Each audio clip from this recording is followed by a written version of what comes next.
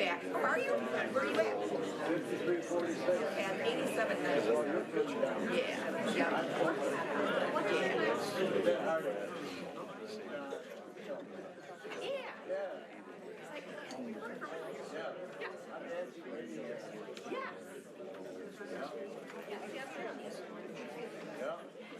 I don't think I could get it.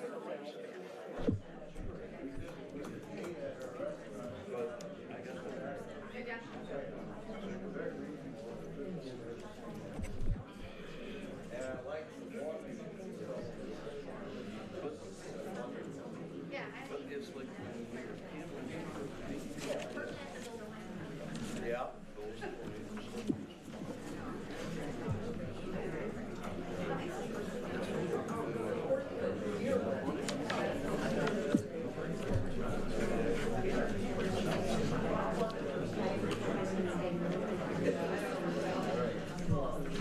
We might need to take a break tonight to see that. Yeah, just let me know. Yeah.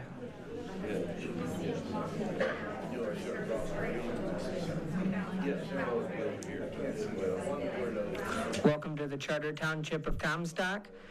Monday, January 5th, 2026. This meeting is now called to order. May we please stand for the Pledge of Allegiance.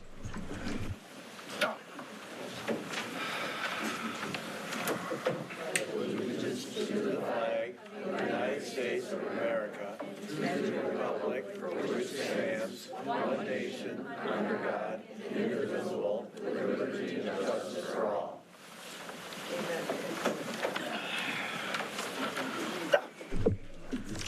Be looking for a motion for the approval of the agenda. I move that we approve the agenda. Support. Motion made by Clerk Beauchamp, seconded by Trustee MacGyver. All in favor, say aye. Aye. Opposed? Agenda is approved.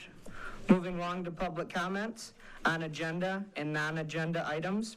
A citizen may state their name and address and may speak only one time for no more than 3 minutes. This time may not be given to another citizen to extend their time. The person speaking has the floor, and no other citizen shall speak during someone else's time. During this time, you'll be making statements to the board without discussion from board members, but you're welcome to make an appointment with the supervisor or superintendent to discuss your comments further. Their contact information is located by the door. Please keep comments clean and respectful. Tammy Keeler, Salary Street. This is about bullying another vet to push him to his limit, like they did Nate. This stuff has to stop. He has done nothing wrong. You sit there and you threaten him on Facebook and that refugees page. You got me on there in a police uniform because I asked for a police department in Comstock. That's outrageous. And the two that are doing it, one member of your board, they better stop. This is ridiculous. You guys are messing with a veteran. You're gonna push him to his point where he does what Nate did. Or you're gonna push him to the limit where he does something. He's got PTSD. He's been in Iraq. Come on, you guys. Quit messing with these veterans. I'm tired of it. I'm tired of coming down here talking about it. There's a brotherhood there. I am sick and tired of seeing this on that refugees page. I have copies of everything that two people have said to him on there. Don't think I didn't get the copies, because I did. And I'm about ready to bring them to the board, and I will. And then this harassment on Sandy, this has gone too far. You guys have to work together like you said up there, and you're not. This bullying has to stop today. I am making a police report today. It's called cyberbullying, pushing somebody to their limits. Please listen to me. And the one that's making the threats is a vet himself. And I am tired of it. As many times as he fraudulent the Veterans Affairs, putting a ramp and stuff on his house, yeah, there's a lot there. and I will find out more from the Veterans Administration. Quit messing with our veterans. For crying out loud, you guys. He's on the board. Face it. And there's somebody on the board right now. The superintendent was never sworn in. So how can he look at your documents and stuff? He was never sworn into this board. He doesn't even live in Comstock. He lives in Pine Grove. He asked for his resignation in February. Give it to him. Pay him what he wants. You guys didn't vote him in. Thompson did. This is getting out of hand. And I want the bullying to stop, and I want my free speech back. Thank you. My name is Jenny Bernstein, and I live at 5641 East H Avenue. And I got a pretty serious problem. When the officer, ordinance officer, before Dakota was here, I called here. I've been in Comstock for 2 years, right where I'm at, 5641 East H Avenue. Not only that, I invite everybody in Comstock over to my house so they can see if they agree with the two I talked to or whether they agree with me on the property that I got. There's junk all the way around me. I talked to Dakota 2 or 3 times, and he come back to me and said that the guy ain't in violation. So I talked to Hass. Hass said he'd do something about it. He ain't did nothing about it. I tell you guys, well, I want someone to go over and look to see, because right now, he can put another garage way back up in here. You can see it now with no leaves on it. I need somebody from here to come and look, because if not, I'm gonna get me a lawyer or do something, because here's a bunch of BS. And the same junk has been here for 2 years right now. And I've been here, lots of these meetings, these people come up here, and they all complain because you guys over bother them when they already have no issues. Well, I got an issue, come over and bother me so we can bother the guy that owns all the junk that don't live there. Thank you. Thank you, sir. Good evening. My name is Jessica Vetter. I live at 6869 East H Avenue. First, I'd like to talk a little bit about the rezoning requests for 28th Street and for East H Avenue. When it's your time to speak, I had asked last time for this to be put on hold because you have a lot going on. There's been a lot more stuff that has happened. I don't know if that's going to happen or not, but I'd like to honestly know how much time any of you have looked at each of this. If you've spoken to Road Commission, if you've spoken to the police or the fire department, from each of you, I'd like to know. I asked specifically these questions, and it never got addressed during the time that y'all spoke about it. So if you could just let me know what you know about the situation, it would make me feel a lot better about hearing if you do make a decision tonight, because not having traffic studies, not being able to even get a hold of like Road Commission people, I don't understand where these streets would go. And it just continues to make me really uncomfortable how fast this seems to be being pushed through while you all are going through so much turmoil. With that being said, I'm going to move forward. I've been coming to these meetings since the fall, since this all started. And I've been watching, again, for quite a while. Again, it's like last time I tell y'all you're embarrassing and then you double down on being even more embarrassing. Thank you for looking me in the eyes. You've not looked at almost anybody the whole time they've spoken, and we're talking to you. You absolutely offended me so much, Mr. Pratt, it was, in my opinion, slanderous of what you talked about with Mr. William Knight. I don't understand how a veteran could speak about another veteran like that in public, basically calling him unstable. Anybody that has 2 cents knows that that's what you were trying to say. I think that it's ridiculous. I think you should be ashamed of yourself. And I really, really think that all of you need to take a close look at how you present yourselves, both here and online. And I'm also speaking about you and your husband. I think it's just really, really uncomfortable, and it doesn't make me feel good about having you in a seat on the board. I don't like to have to address people one-on-one. That's not what I want to do, and I'm not trying to cherry pick or name call, but this is crazy and ridiculous and embarrassing. Again, You all can do better. You're adults. I know you can do better than this, and I know you can work together. If Republicans and Democrats can work together on this side, and all these amazing people that I've met to talk to and find out information and really just wanting to become more involved in our community, if we can all work together, I know you can do a better job at it and a better job of maintaining your decorum. So please do a better job at being better people. Thank you. Thank you, ma'am.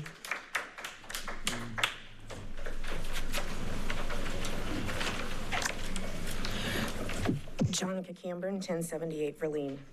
While reading the Clark Hill papers online, I was struck by Trustee Amos's comment that he felt that the last election was rigged and there was no way that Christy Cherry received more votes than he did. I take offense to that remark, as I have worked as an election inspector and a precinct chairman for a number of years under 2 different clerks. At no time did I ever encounter by anyone any behavior to make anything seem suspicious. In fact, everyone has gone out of their way to adhere to rules and regulations. That statement was an affront to all election workers. Also, precincts are randomly audited by the county and the state. You can check with our clerk and see when we were last audited if you've got questions. I encourage Trustee Amos or anyone to be a poll watcher in my precinct and see firsthand how this is handled and the steps we take to make sure our election is secure. Thank you. Thank you, ma'am.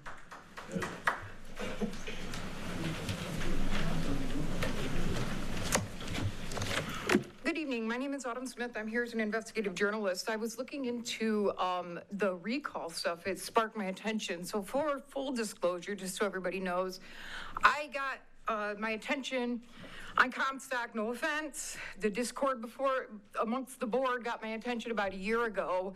And then when I started hearing about the recalls, I was a former petitioner for the Speaker of the House recall years ago, and he hired a very high law firm, a former Michigan Assistant Attorney General, actually, to sue me in court and stop the recall. And I self-represented successfully on 4 constitutional grounds and won.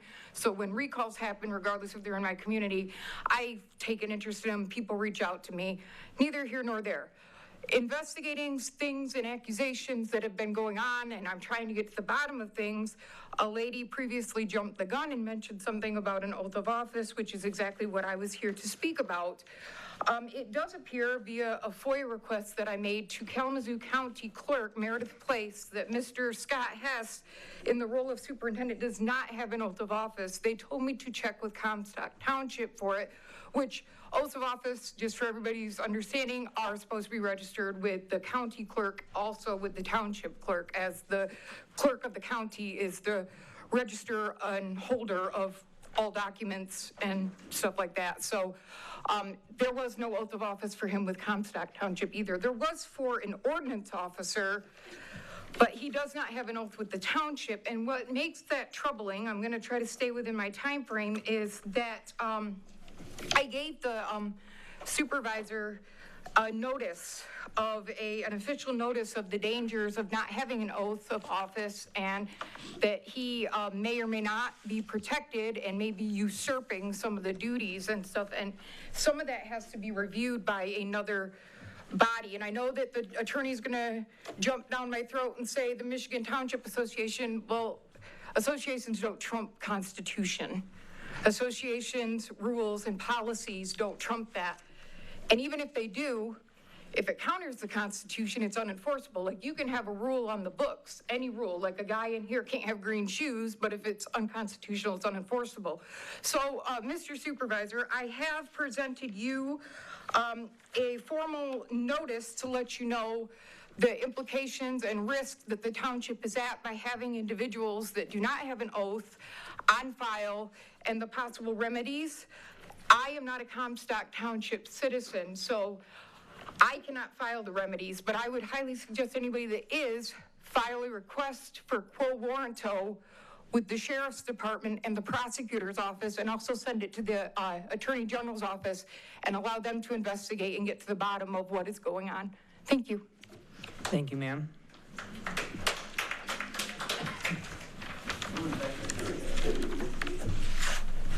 Good evening. I want to make a brief statement regarding the investigative report and the actions that followed it.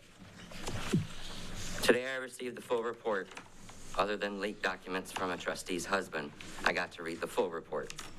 What concerns me the most is not what just is in it, but how uneven it is in both focus and outcome. The treasurer was formally censured by this board, but yet this report shows very little clear wrongdoing. And it's important to also note that none of these interviews or statements in this investigation were under oath or tested through a formal evidentiary process. Despite that, discipline was still imposed. At the same time, the majority of the report is not focused on that censure. Instead, much of it is centers on the superintendent, his complaints, potential legal claims, and the mechanics of how townships could terminate his contract and pay it out. The report itself states that the scope was expanded to analyze a possible separation and contract payout, even though the board indicated it did not wish to terminate his employment. The report states that the superintendent requested termination of its contract in order to trigger a payout and expressed an intent to pursue legal remedies if that did not occur. That report does not state any lawsuit was ever filed. His contract runs through October 30th, 2028. Buying out the remaining term would exceed $400,000, not including benefits. In addition, the report references a separate request by the superintendent for an additional $75,000 as part of a separation request. Following all this, the superintendent later received an increase in compensation of $20,000 per year, along with a car stipend. What also matters is transparency. These contract terms didn't appear overnight. They were worked in years earlier, 2023 to be exact. Yet the public has never been officially made clear on why these severance terms changed so drastically from 9 months severance, 9-month buyout, to a 5-year payout. That significant shift is public money, and people deserve a clear explanation on why it was changed so abruptly. Which brings me to my final concern. This township has roughly 4 more years left on this contract. My concern is not about past statements, and I'm not alleging ongoing threats. It's about how this board governs going forward.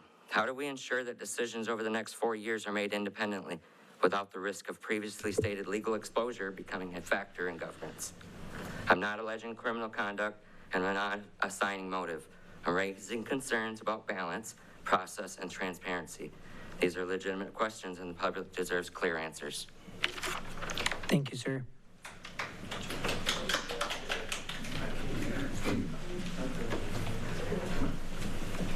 You guys are blowing my mind, man. Brian Noack, hey, I haven't been here in a while. No big issue other than just kind of a hang up. I still watch a lot. So lots of things happening. In my mind, it's just kind of the turn of tables or whatever you want to see it as. It helps me sleep a little bit better, but, you know, I know a lot of people in this room. I mean, if you give me a second, I'll point out a lot of things about everybody, except for some of these new faces here. I mean, and some of you guys in great detail. I'm not trying to Speak to the board, please. I'm speaking, period. It's falling upon ears that need to hear it. Resolutions come from those who are willing to hear. I got nothing else to say. It just makes me proud of people. Thank you, sir.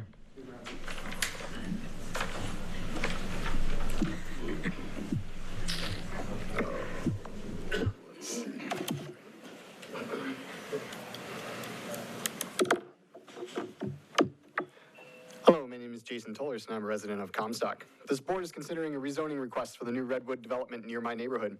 I object to this proposed community development, not because I oppose housing, nor do I reject dense development in my area, but because this development only adds to the costly and endemic issue that is suburban sprawl.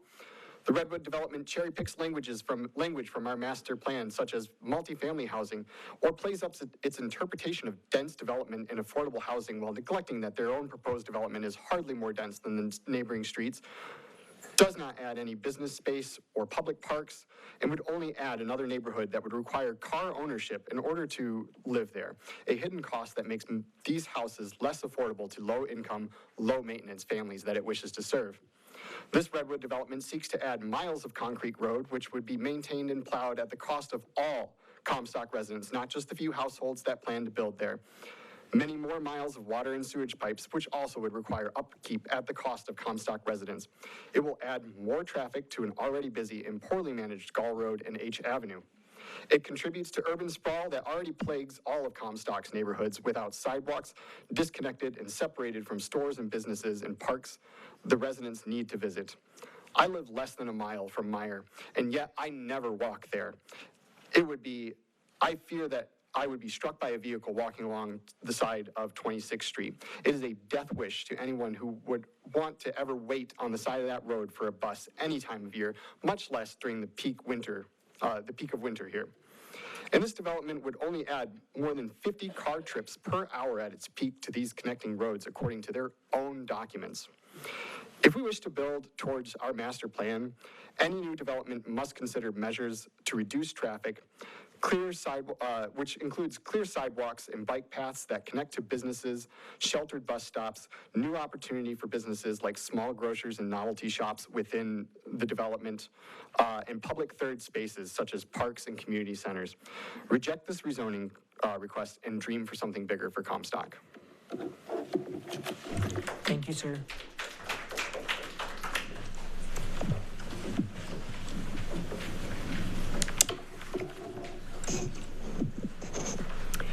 Good evening. My name is Jill Erdotti. I am a Comstock resident. I would like to suggest, because I have been listening to comments, people want to have their voices heard, but they also want their questions answered. And we can't do that here. We talk, but we can voice our opinion, but there's really no Q&A time where we can have each of you explain why you voted, if you were willing to do that, or maybe enlighten us and inform us, educate us on why you made those decisions. So in order to have our voices heard, in order to answer our questions, I am suggesting that we come up with a town hall meeting. That means maybe once a month, maybe once every other month. You as a board, we as a community can get together. We can ask questions. We can get answers. We can work together. Nothing is worse than a parent saying to a kid, do it my way, I'm not giving you any reason. Unless, of course, it's total safety. Don't put your hand on the fire or whatever. So that's my suggestion. I would like to see a board meeting, or a town meeting, and I am even willing to work with this board to make that happen. I'm willing to put my time into that so that we as a community can work together. Right now, I feel we're just butting heads. Second of all, I believe that a board meeting should not be used for anything but board or community business. The board meetings are not a place to discuss personal activities of fellow board members or anyone else. Save those personal comments for your campaigning when you're looking for votes. Don't use that here at the board. And last, if we can afford $18 million for a new fire station, we can afford the money that it takes to put those sirens up. If I'm on the back 40 and I'm running my tractor, I'm not carrying my cell phone. I'm not carrying a radio. I want a siren so I can get off my tractor and you can be giving me a chance to save my life and the life of other people. I think sirens and a new fire station should go hand in hand without question.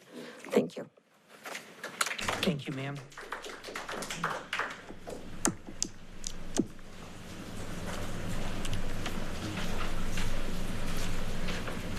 Yeah, thank you. I'm John Crookston. I'm in Cooper Township, just north of here. There were some questions brought up about oaths of office, and this is for education for everyone here. The oath is to the Constitution of Michigan and the United States. And Article 1, Section 1, the very first start of Michigan Constitution says all political power resides in the people. Now, the people is you guys and us in our own personal venue. Everyone that works for the government, everyone that is associated with the government are obliged to abide by that oath and swear to the oath. And the oath is to enforce what we want, okay? I'm not sure exactly what is all going on in this thing, but I want you guys to be aware of that. The oath is important. As far as the township superintendent, I never met the man, but if he hasn't an oath, I don't know if you can have him swear to an oath. That would be important. I don't know if it's too late for that. But I want you guys to know that there's a lot of stuff going on here. I mean, as far as the Charter Township of Comstock, I know Cooper's chartered. I don't know if you realize that, but you cannot charter. Charter is actually illegal, and most of the rules and regulations you guys are implementing are based on your charter. That goes back to the 1908 Constitution.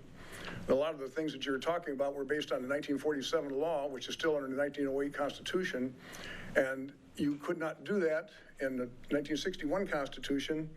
The cities have a right to charter, the villages have a right to charter, the counties have a right to charter, townships don't. I want you to understand that. So whatever you're doing as far as your regulations and stuff like that, a lot of stuff's coming down here, and it's probably going to affect a lot of different townships at the same time here because, I mean, there's a lot of charter townships in this state. But understand there's a lot more going on here than just this oath of office. It all ties together, and I want you guys to be aware of that. Thank you. Thank you, sir.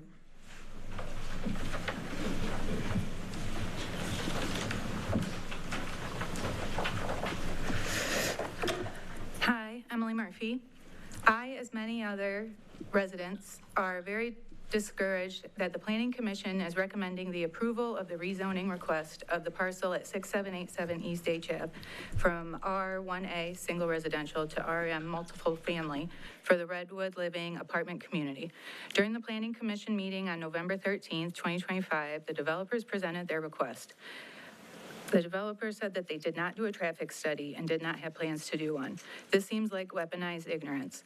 This area is busy with local residential traffic, business traffic, and through traffic. H Ave and 28th Street are large main streets that connect residents with the businesses on Gold Road. There's already an influx in people and vehicles in the area because of the housing developments happening on Gold Road and G Ave.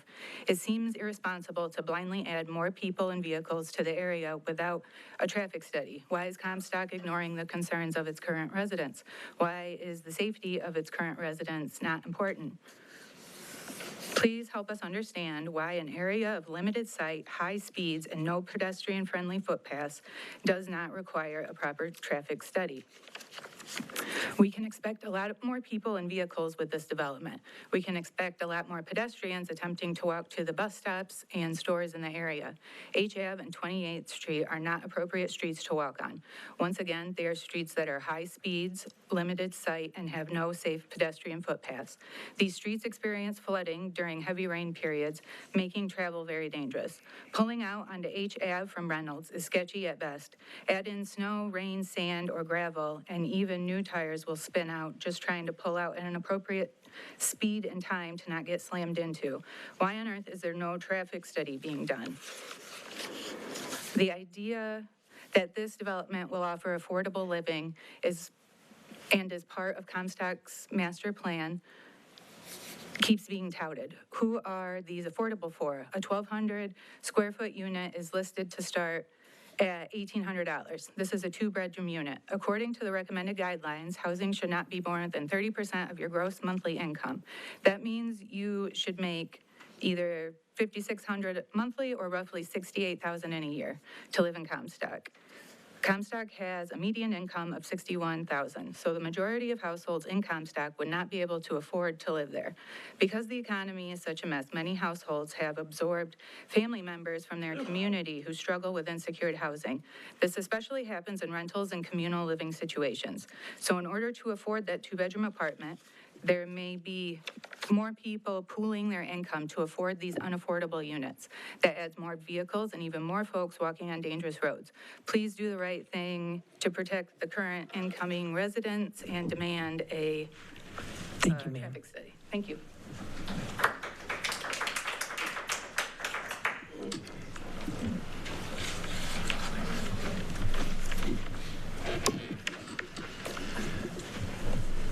Good evening, members of the board. My name is Tom Copertz, and I am speaking on behalf of Lauren Lomax, who is the granddaughter of the property owner at H Avenue and 28th Street. She states, I've spent countless hours researching this issue thoroughly, even speaking with some of the neighbors to try to understand why they are so against this rezoning. From that, I have shaped my position based on the facts, not assumptions or fears. The vast majority of neighbors are focused on preserving green space that respectfully does not belong to them. I, on the other hand, am deeply concerned that this board may unintentionally prioritize the voices of a small but vocal group while significantly underestimating the perspectives of the broader community of Comstock Township. Close to 50% of the people who spoke at the initial zoning committee meeting came from the same 5 or 6 houses. This decision affects far more people than the handful who spoke the loudest, and I urge the board to consider the full picture, the factual evidence, and the long-term good of the township as a whole. The 20 acres at H Avenue and 28th Street are an ideal location for new housing. The master plan calls for increased housing options that include duplexes, ADUs, and multi-unit developments designed for seniors, professionals, and families who do not need a large single-family home. Redwood Communities uniquely fits this need and has a strong track record of attracting responsible residents, many of whom are older adults or people who are relocating to be near family. We heard concerns at the zoning committee meeting about traffic, safety, schools, and utilities. These concerns are understandable, but they are not supported by the data. Other nearby Redwood neighbors have shown a very low traffic generation, minimal strain on schools, and far fewer public safety calls than traditional subdivisions. Excuse me. These fears arise in almost every community facing new developments, but they rarely materialize. It is also important to acknowledge that a small number of adjacent residents have become accustomed to using this privately owned land as if it were a public park. While their attachment is understandable, private use of another person's land cannot be the basis for denying a rezoning that aligns with township planning goals and addresses real community needs. Kalamazoo County is facing a significant housing shortage, and responsible use of developable land is a part of that solution. Redwood is willing to work with the township and the community. This would also generate around $560,000 annually in taxes for the community and would not receive the homestead property exemption, whereas single-family homeowners would seek this, thus reducing school operating tax revenue. The question now is whether we seize the opportunity for a thoughtful, managed growth or whether we allow for a small group of neighbors to set a dangerous precedent that prevents needed housing and long-term planning. Thank you, sir.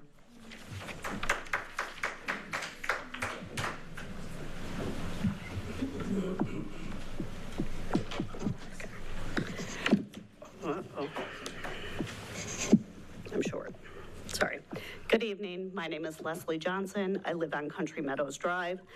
I disagree with the previous several points, but I'll stick to my script. So I'm here to address the proposed rezoning for the Redwood development.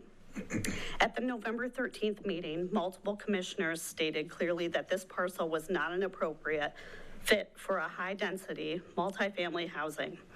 Residents filled the room, raising concerns about traffic, safety, neighborhood character, environmental impact, and consistency with the master plan, concerns that are also reflected in the staff report. Nothing in those underlying facts has changed since that meeting. What changed was their vote. It is troubling after all that overwhelming opposition, dozens of speakers, and more than 100 petition signatures and extensive written comments, the Planning Commission moved from not a good fit to approval. That shift sends a message that resident input doesn't count. I also want to remind you that the neighborhood of 88 single-family homes, which we would welcome, would also generate an annual tax base, similar to what the Redwood complex would generate. So if you're thinking purely from a financial perspective, please do not discount that when making the decision. Comstock will still have a decent tax revenue from single-family homes. The reality is that the landowners are seeking maximum value for their property. That is their right, but it is not the community's obligation to absorb the long-term impacts of a dense rental complex that does not align with the surrounding owner-occupied neighborhoods or the master plan. This decision does rest with you. So you have a responsibility to listen to us, the community, and uphold the master plan and reject a rezoning for this unit. I urge you to do the right thing. Thank you. Thank you, ma'am. Good evening. My name is Dina O'Connor. I live at 317 Lawndale Avenue. I just wanted to come up here and stand in agreement with my fellow Comstock resident who made the wonderful suggestion about a town hall happening like once a month or something. And I really appreciate that. And I think that that's something that we need.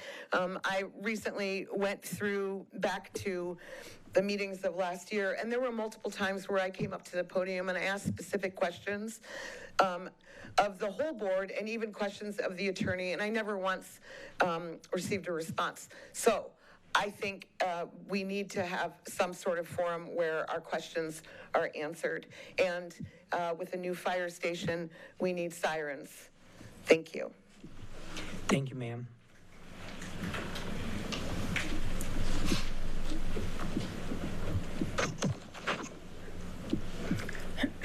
Hello, my name is Sue Bradford. I live on Country Meadows Drive, where I have lived for 32 years.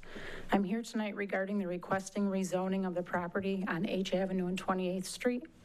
We have heard a lot of impassioned remarks over these last handful of weeks at various meetings on both sides of the debate. I've also heard the proposed complex referred to as condos. I just want it to be clear to the board and to everybody, these are not condos. They are not owner-occupied. These are apartment rental complexes that want to be dropped in the middle of a residential area with access and outlets onto country roads that cannot handle the traffic. It would not be safe. I have heard it compared to the Redwood complex on Gull Road. If you look at that complex and you drive around the Kalamazoo area and look at other apartment rental complexes, they are most often located in business-type districts on main roads where public transportation is also available. They are a business owned by a corporation. That is where they belong, not in the middle of a residential area in the backyard of single-family homes. I cannot speculate on what happened at the Planning Commission decision after going from unanimously agreeing that this was not a good fit to the majority turning course when the facts of the matter have not changed. I realize the landowners have every right to sell this land. However, that needs to be done within the township and zoning guidelines like anyone else would have to do, and within the current zoning in place.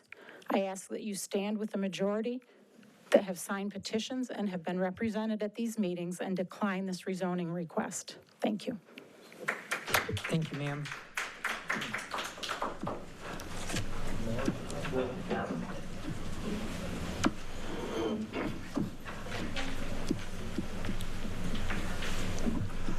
Karen Height. I spent the afternoon reading the Clark Hill report, and I found it to be nothing more than a witch hunt. The meeting between Superintendent Hess and Treasurer Bloomfield, did it get heated? I don't know. I wasn't there. Did I hear what was said? No, it's hearsay.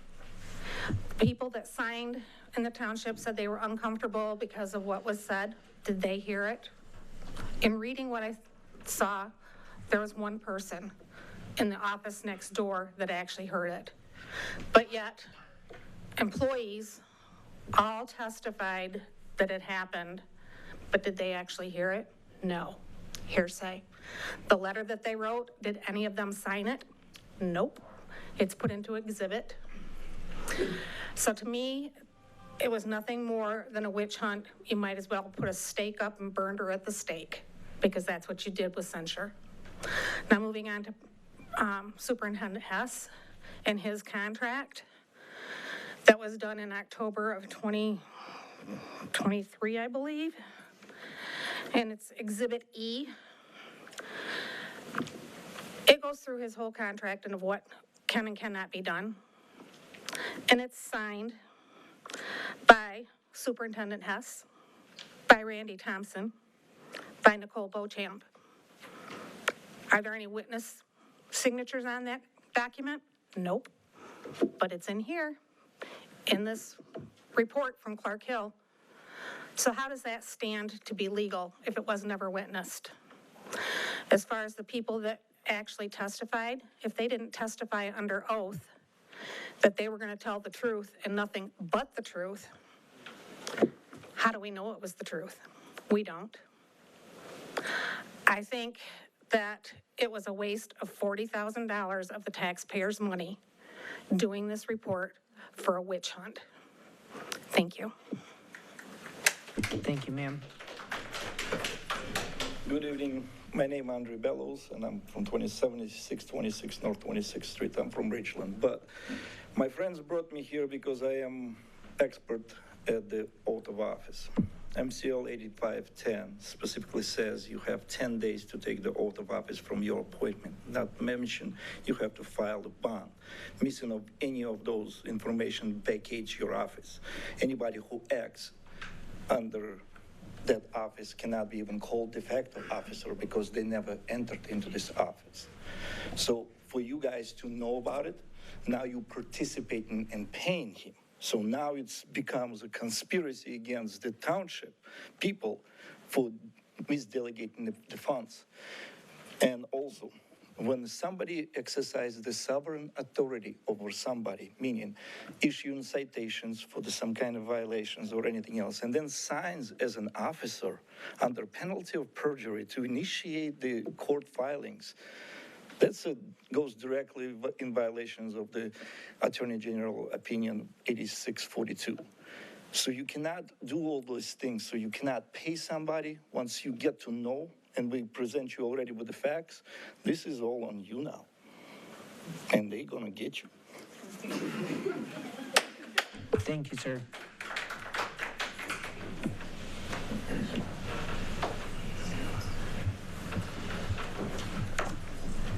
Hi, my name is Nicole Brill. I'm reading this on behalf of Chris Lomax. Thank you for your time this evening.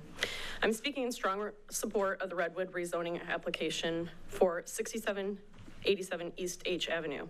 This development represents a significant economic and community benefit to Comstock Township.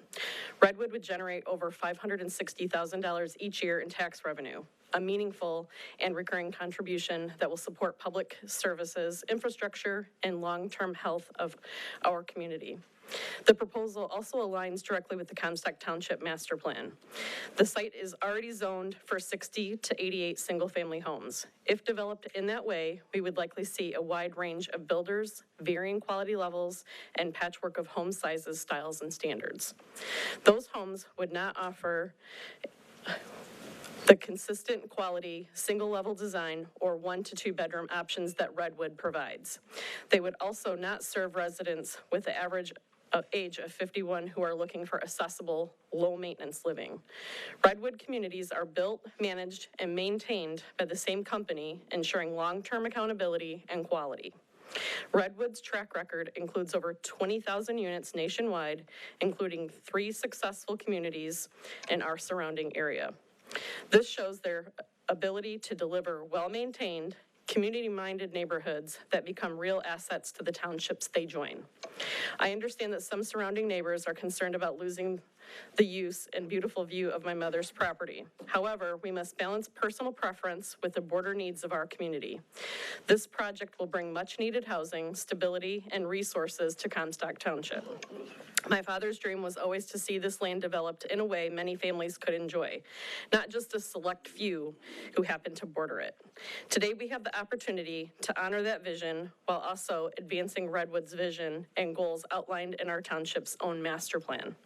This is a win-win opportunity for progress, growth, and the future of Comstock Township. I urge you to seize it and welcome Redwood into our community. Thank you. Thank you, ma'am.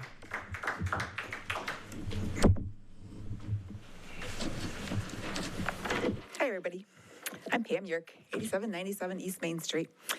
I am not part of the group that is for or against the Redwood facility, but I will tell you that in my mind, it's not what is needed in Comstock. We have a whole community that's already established, has been there for years. They are there for a reason, and it's very disrespectful to not understand that they don't want to have a large group of, in my mind, people that are not as committed to the community as we are, because we own our property, we own our houses. It may not be a monoculture of small subdivision houses, but everybody's house brings a character to the community. It's not meant, I don't believe, to have one vision completely for just a group. I started out, now I'm all nervous again. I started out to say that I'm not part of that community. I don't live in that area. I live on East Main Street. The next road up is 30th Street. If I go north, I'm on H Avenue. If I continue down west, there's 28th Street, there's 26th Street. If you aren't familiar with the area and haven't driven those roads, you may not know that it's, you know where Echo Valley is? That's what that road is. It is a complete hill and dale. There's deer, it's small, it's not made for a large amount of traffic. I suggest you go drive down it in the wintertime to see what it will mean for another 50, 100 cars a day. It's a lot, or more. So I can't understand how things switch so completely. I sat through that planning committee meeting, and it was long, and there were people that spoke and spoke and spoke and spoke.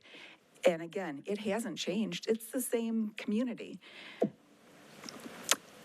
My daughter is 40. She just bought her first house. And you'll hear these stories over and over again, how hard it is for young people, 40. I had my first house at 23. Young people to get into their own residence. If we can find someone that's able to build houses that fit the already zoned community, let's try to do that. Why not try to force something in where people want their own house?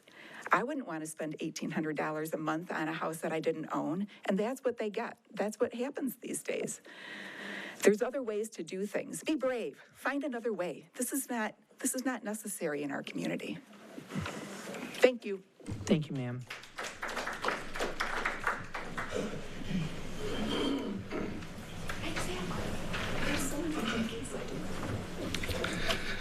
My name is John Brill, and I'm speaking on behalf of Josie Brill. My name is Josie Brill. I have proudly called Comstock Township my home since 1967. I'm 84 years old, and through all these decades, one thing has always remained true: this community matters deeply to me. My husband and I worked this land with our own hands, planted trees, hauled gallon jugs of water in the back of our old car, and tended every corner of this property with love and care. His dream, our dream, was that one day this land would become a place where many families could live, grow, and build memories. Not just a handful of people, but a true neighborhood that others could proudly call home, just as we did. I have had the opportunity to visit several Redwood communities and have been truly impressed by what I saw. These neighborhoods are clean, beautiful, landscaped, thoughtfully maintained, and designed for comfort, accessibility, and real community. They are places where people are proud to live. I understand that some of my neighbors have grown accustomed to using this property as though it were a public park, and I know that change can feel uncomfortable. However, this land has always been privately owned, and I believe strongly that property rights should be respected. It's time for this land to fulfill the purpose my husband and I long envisioned, a place where many families, not just a few, can enjoy its beauty and take pride in living there. Redwood is upstanding company, and we have had an opportunity to work with them to create something that will benefit all of Comstock Township. This development will generate over $500,000 in tax revenue every year, supporting our schools, public services, and community as a whole. Right now, only a few enjoy this land, while I continue to pay taxes on it. I respectfully ask you to join me in supporting this rezoning. Let us honor the past, respect property rights, and embrace a future that welcomes new families and strengthens Comstock Township for generations to come. Thank you. Thank you, sir.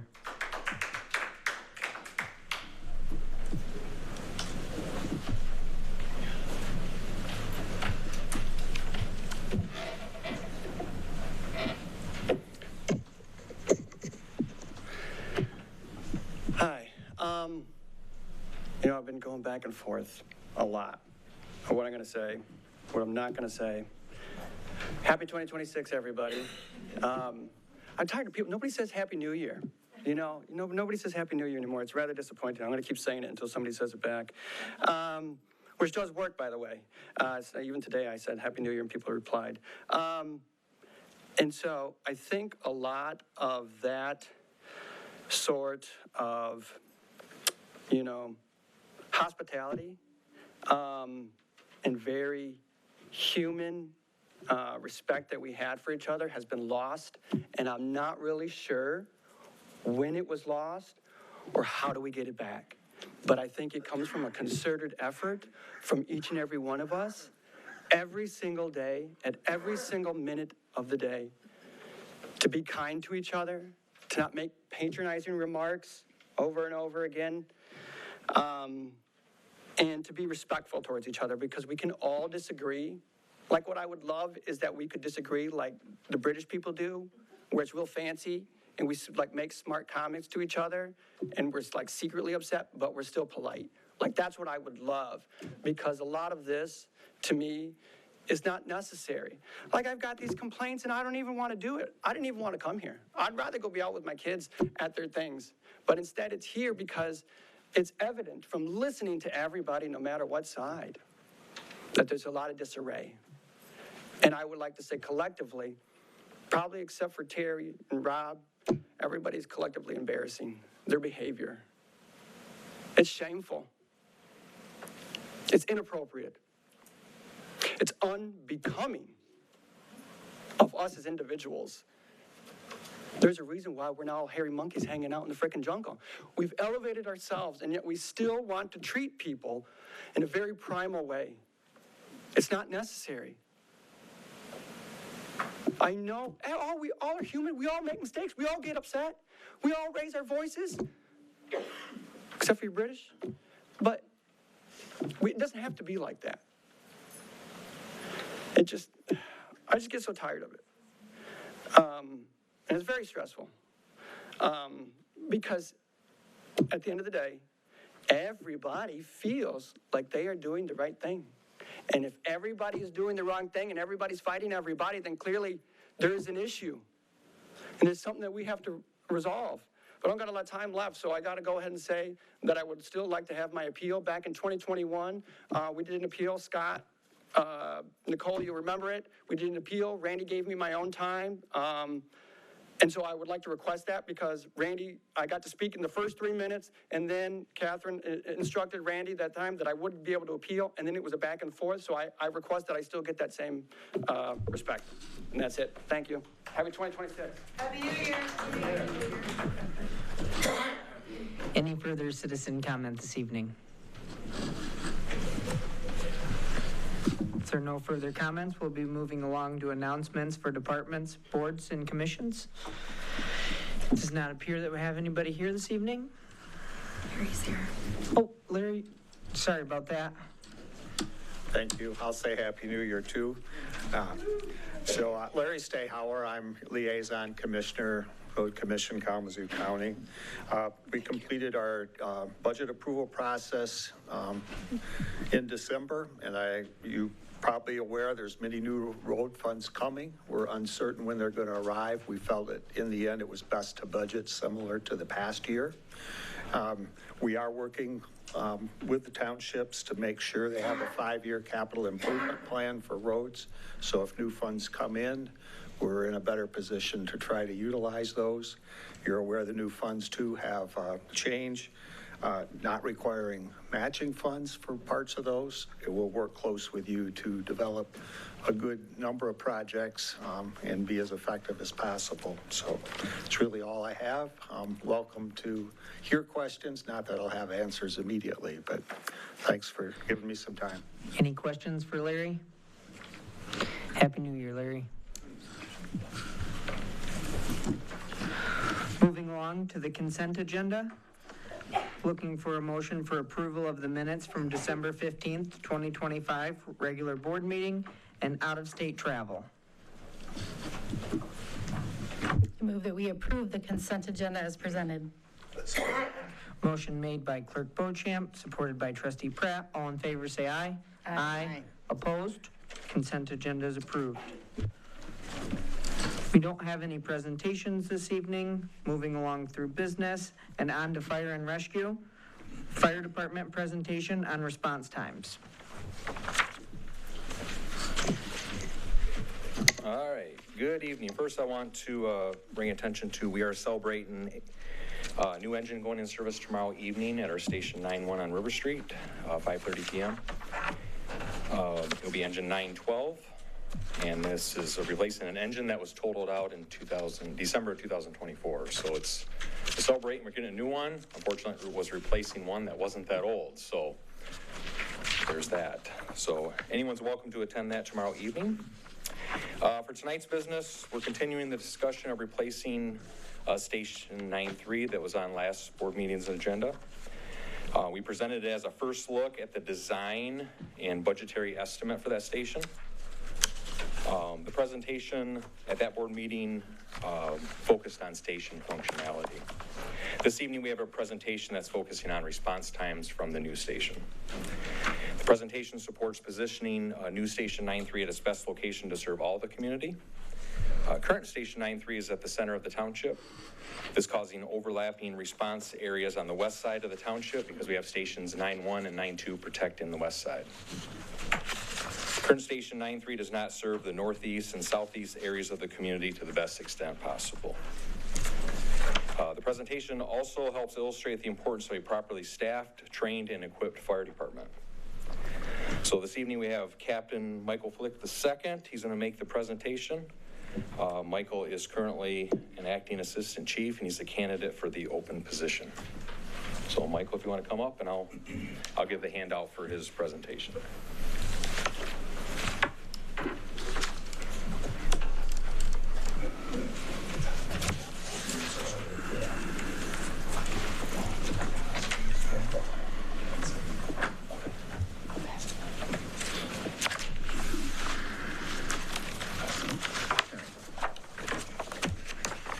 Good evening.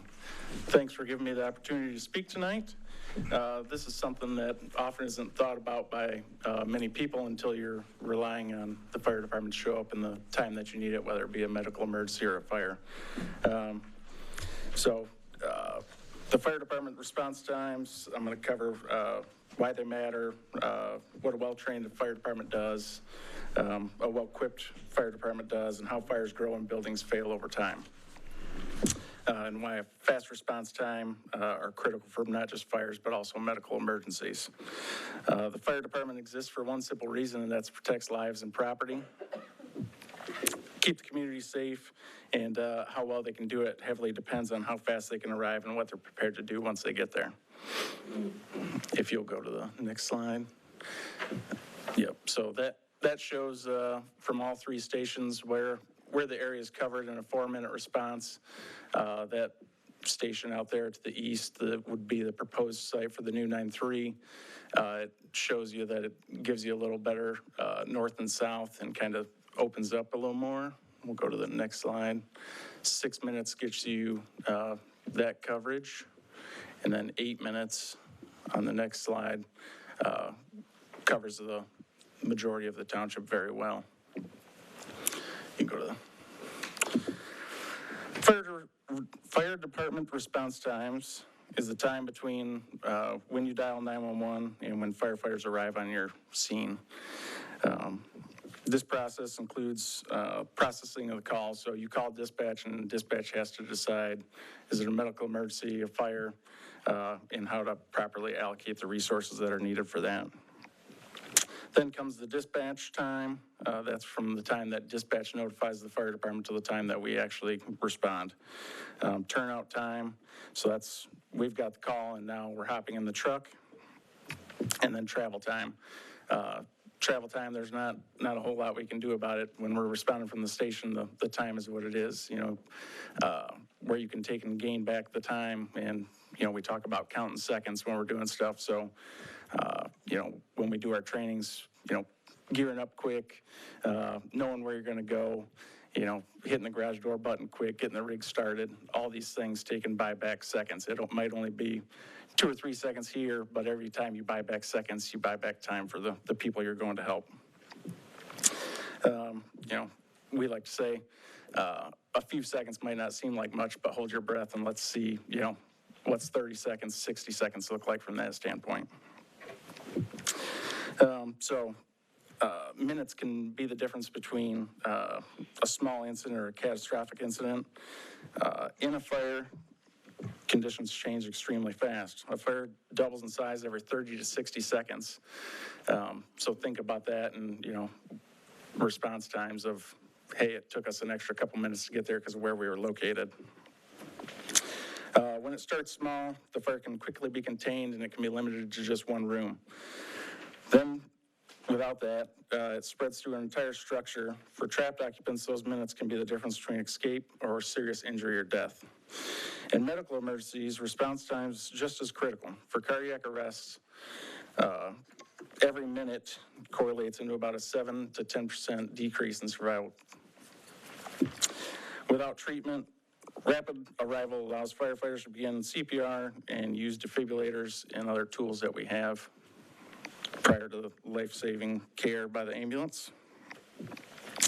A well-trained fire department is more than just people who know how to spray water on flames. Firefighters undergo continuous training in many areas, including fire suppression, search and rescue, hazardous materials, emergency care, and tech rescue. When a trained fire department arrives on scene, it's more than just spraying water. The officer gets out, conducts a 360, and then from that standpoint, he or she takes and assigns tasks. So that task might be, you know, pulling hose lines, search and rescue, the next in rig, grabbing a hydrant, water supply is important. Training also emphasizes teamwork and communications. Firefighters must trust each other. In these scenes where we're in fires, you know, visibility is low. We have to be able to communicate with each other to get the job done. This allows us to speed up operations for quicker searches and keeps both firefighters and civilians safer. It's just as important, training prepares firefighters to recognize that conditions are deteriorating, and this allows us to do our jobs safer.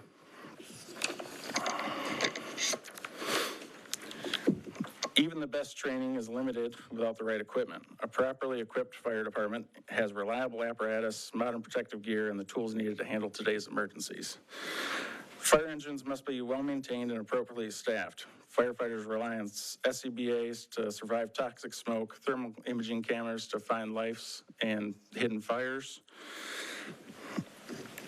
and protective clothing that's designed to stand the extreme heat that we face. Medical calls, equipment like AEDs, oxygen, trauma supplies, and meds allow firefighters to deliver quick care. In many communities, firefighters are often the first ones that arrive on scene, well before the ambulances. Without proper equipment, response times lose their value. Arriving quickly means little if firefighters lack the tools to provide the care needed. To understand why response times matter so much, it's important to understand how fires behave and how buildings fail. Modern fires burn hotter and faster in the past due to the materials that we have in our house. Modern furniture, flooring, and plastics, a room can catch A room can reach flashover, the point where everything ignites, within just a few minutes. Once flashover occurs, the survival inside the structure becomes extremely unlikely. At the same time, modern construction methods can fail faster under fire conditions. Lightweight building components, such as engineered wood trusses, can collapse much sooner than traditional wood or steel. Firefighters arriving later face greater danger, and occupants have fewer escape options. Quick response times allow firefighters to intervene before flashover, slow fire spread, and protect structural integrity. Early water application can keep temperatures lower, reduce smoke production, and dramatically improve survival chances. The statistics on the screen are from Firefighter Rescue Survey. It's a relatively new thing. It hasn't been around for a long time, but it's producing some really good data for us. You know, it used to be that fire departments would make grabs and we'd never learn anything about it because there just wasn't a way to get it out there. Well, now through the Firefighter Rescue Survey, all this data gets input. So they just hit 4,000 rescues where they've been gathering this data from. So under 2 minutes of being on scene, 71.5% chance for survival. You know, think about how huge that is. And obviously as that time goes down, you can tell by the statistics there that, you know, the odds of a good outcome start to drop. So these figures show a clear trend. Early fire department arrival is associated with higher survival. Even small delays can significantly reduce the chances of occupants surviving a fire. Rapid response allows firefighters to intervene before conditions become unsurvivable, reinforcing how critical staffing, station location, and turnout times are to public safety. Fire departments respond to far more medical emergencies than fires. These include heart attacks, strokes, traumatic injuries, breathing problems, and accidents. In these situations, response time is critical because the human body can only survive without oxygen for a short period of time before brain damage. This can occur in as little as 4 to 6 minutes. Rapid intervention can stabilize patients, prevent complications, and save lives. Firefighters trained as EMTs or paramedics bring care directly to the patient. Early CPR, bleeding control, airway management, and defibrillation significantly improves outcomes. Quick response also reduces long-term disability, not just survival. As you know, Comstock last year got a grant to take and send all of our firefighters to EMT school. We upgraded we're working on upgrading our license from medical first responder to EMT. It's just another tool in the tool bag, allowing us to provide better patient care when we're on scene. When a fire department responds quickly and effectively, the entire community benefits. Property damage is reduced, businesses can reopen sooner, and families are less likely to lose their homes. Insurance costs can be lower, and trust in public safety grows. On the other hand, delayed response times increase risks, costs, and emotional trauma. Fires that could have been prevented or could have been contained become total losses. Medical emergencies become fatal or permanently disabling. Investing in training, staffing, equipment, and infrastructure is not just an expense, it's an investment in public safety and quality of life. In conclusion, fire department response times matter because emergencies evolve rapidly. A well-trained fire department acts with precision and purpose. A properly equipped department has the tools to do the job safely and effectively. Fires grow faster than ever, buildings fail sooner, and medical emergencies demand immediate action. Fast professional response saves lives, protects property, and strengthens communities. When we support our fire department, we ultimately support ourselves, our families, and our neighbors. Thanks for your time. Thank you, sir.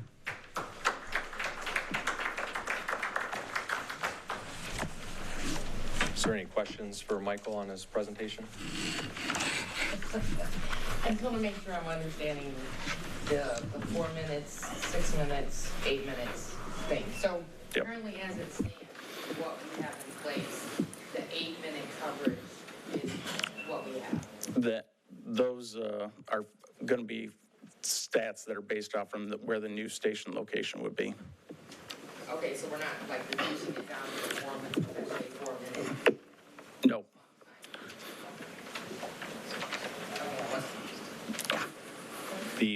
The 4 minutes would be the highlighted area, and then the 6 minutes would be in that highlighted area. Okay, with the new station. With the new station, yeah, in A. So basically, the gaps were, and we're trying to streamline some information because obviously it's a lot. The northeast, there's a big overlapping in the central core of the community. If you think about from maybe River Street or the Point to about 28th Street, there's a lot of overlappings. We have 3 stations relatively close, but the northeast and the southeast quadrants of the community are gapping. So if we were to illustrate what it is today, there'd be bigger holes in there, even in the 8-minute.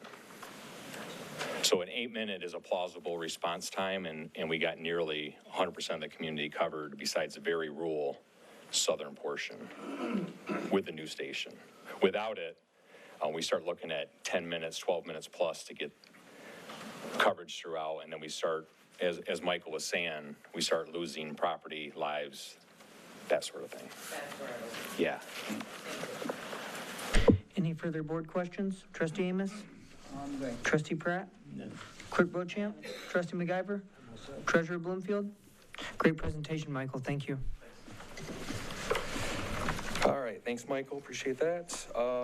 So next up, we want to talk about the Phase 2 architectural services for the station. Last meeting, as I talked about, we presented a first look at the Phase 1 design proposal for the new Station 9-3. Those are by far, not final plans. So that's what we want to work on, is getting closer to the final plans. That was Phase 1. So the Phase 2 architectural services would give us architectural plans that will allow for construction bids to be received. The cost of Phase 2 architectural services is already included in our 2026 capital budget that was approved at the last board meeting. The cost of these services is also included in the budgetary number of $13.5 million for the station. So the $13.5 million is the actual construction cost and the soft cost, which are like architectural fees, that sort of thing. So that's included in that. The budgetary number of $13.5 million is still a work in progress. However, we do have a fair amount of certainty that that's what the number will be based on other projects going on in the area. The fire department has had replacing Station 9-3 on the township's capital improvement plan since 2021. We have had it on our internal CIP for over 10 years. We purchased nearly a 3-acre parcel located at 10,080 East Michigan, near 35th Street, for a new Station 9-3 in 2018. We did this by selling 3 parcels in the community that were designated for future fire stations. 2 of those actually put houses on, and 1 is in a little less desirable place, I would say. So basically, we sold those 3 and bought this 1 at their new location. And it's right in between what's now Best One Tire and Western Breed. 2.85 acres, I believe. The current Station 9-3 has served us well, however, was never meant to be a permanent long-term solution. In fact, it was built as a satellite station to address immediate needs at that time in the early 2000s. Since then, we have outgrown 2 of our stations, Station 9-3 in Michigan and Station 9-1 on River Street, and they are both landlocked, so we can't expand the footprint of the building. By replacing current 9-3, which includes a new training room, new training area, it will also allow the training room at Station 9-1 on River Street to be converted and remodeled and upgraded to accommodate the needs that we have with our staff, making that a 50-year-plus station as well. So really having this new station go in does 2 things. Replaces our current station and allows us to upgrade Station 9-1. We got a big training room and we can convert that to living quarters. We have worked with Redstone Architects in 2022 to develop an initial design of a station and get a budgetary number to work with. We decided at that time not to pursue a new station because we would lock up our capital funds and our fleet still needed some attention. So with board approval, we purchased another apparatus, and that apparatus is an aerial apparatus, and that will be arriving in March or April of this year. With the arrival of the aerial apparatus, our capital expenditures, our large capital expenditures will be in good position for 6+ years. So now our fleet's in a good position, so now we can focus back on the station. So it was very strategic on our approach. So back to 2025, we engaged with a different architect firm, JPR, and refresh the design that we had with Redstone in 2022. That design was presented at the last meeting, and it's in the board packet. The updated projected cost is in line with Redstone's budgetary numbers from 2022, considering inflation. During this time, since 2022, we've visited several newer fire stations and received fire feedback from other fire departments on lessons learned, what would they do different, what's the latest, greatest going on. This was all done with an internal committee of 8 fire department members and Superintendent Hess. So we put some miles on, we made a lot of phone calls, got a lot of information.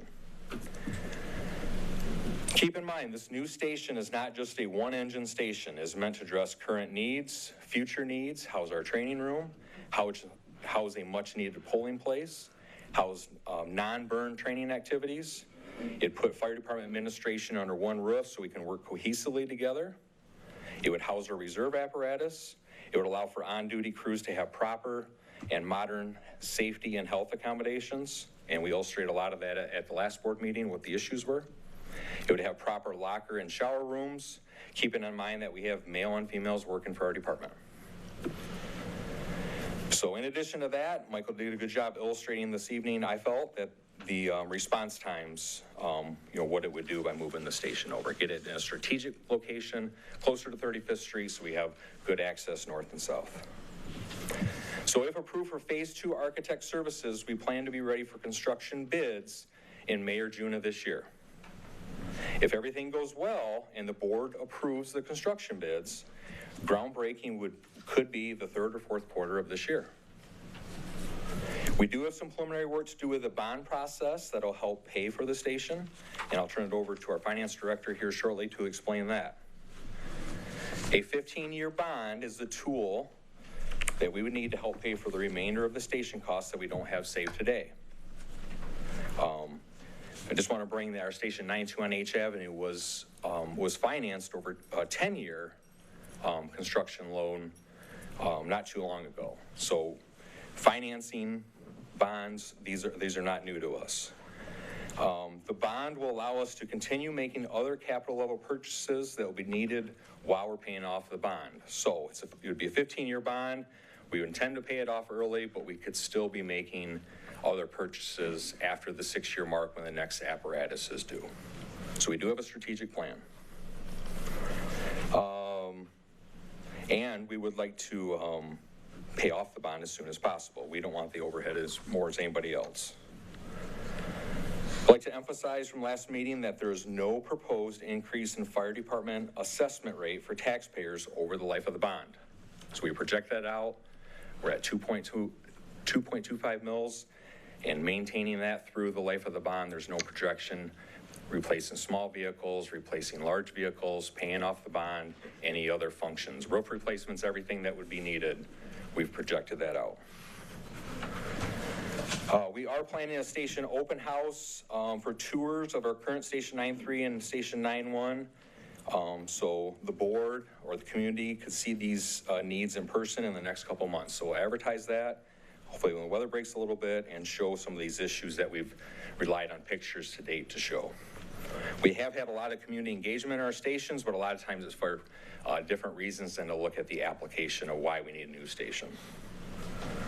So the request tonight is for $371,920 for JPR Architects Phase 2 Architectural Services, and that's being requested out of Fire Department Capital.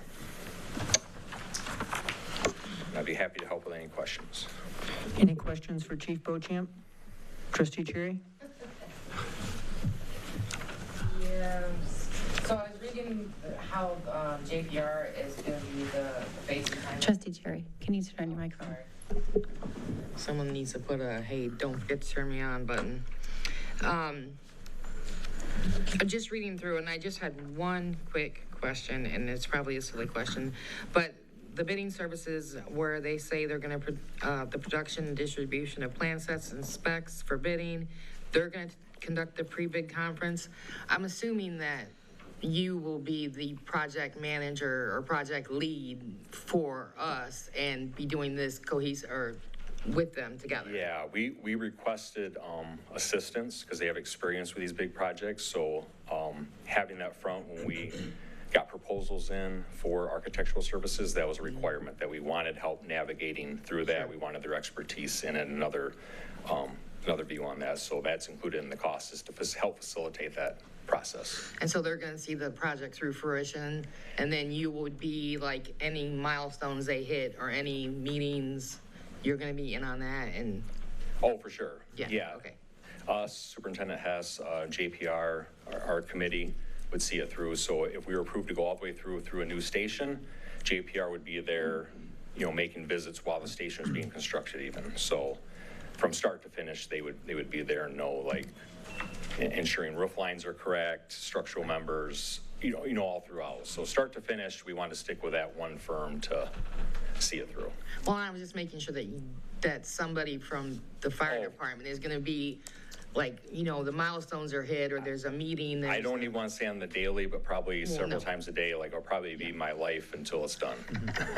That will be a lot of things to do. So whoever's the new assistant chief will probably have some other duties to take place while I'm working on this. But yes, this would be my primary job, is working with architects, construction, throughout the project. Okay, thanks.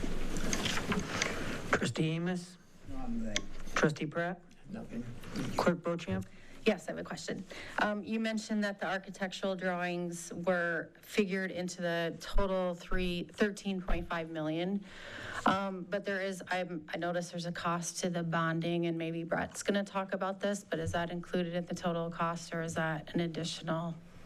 You want to talk now, Brett, or if it would help, I think some of Brett's.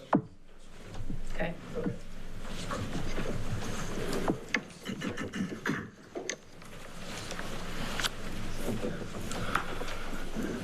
Thank you. Do you want me to address that question first or go through my whole spiel?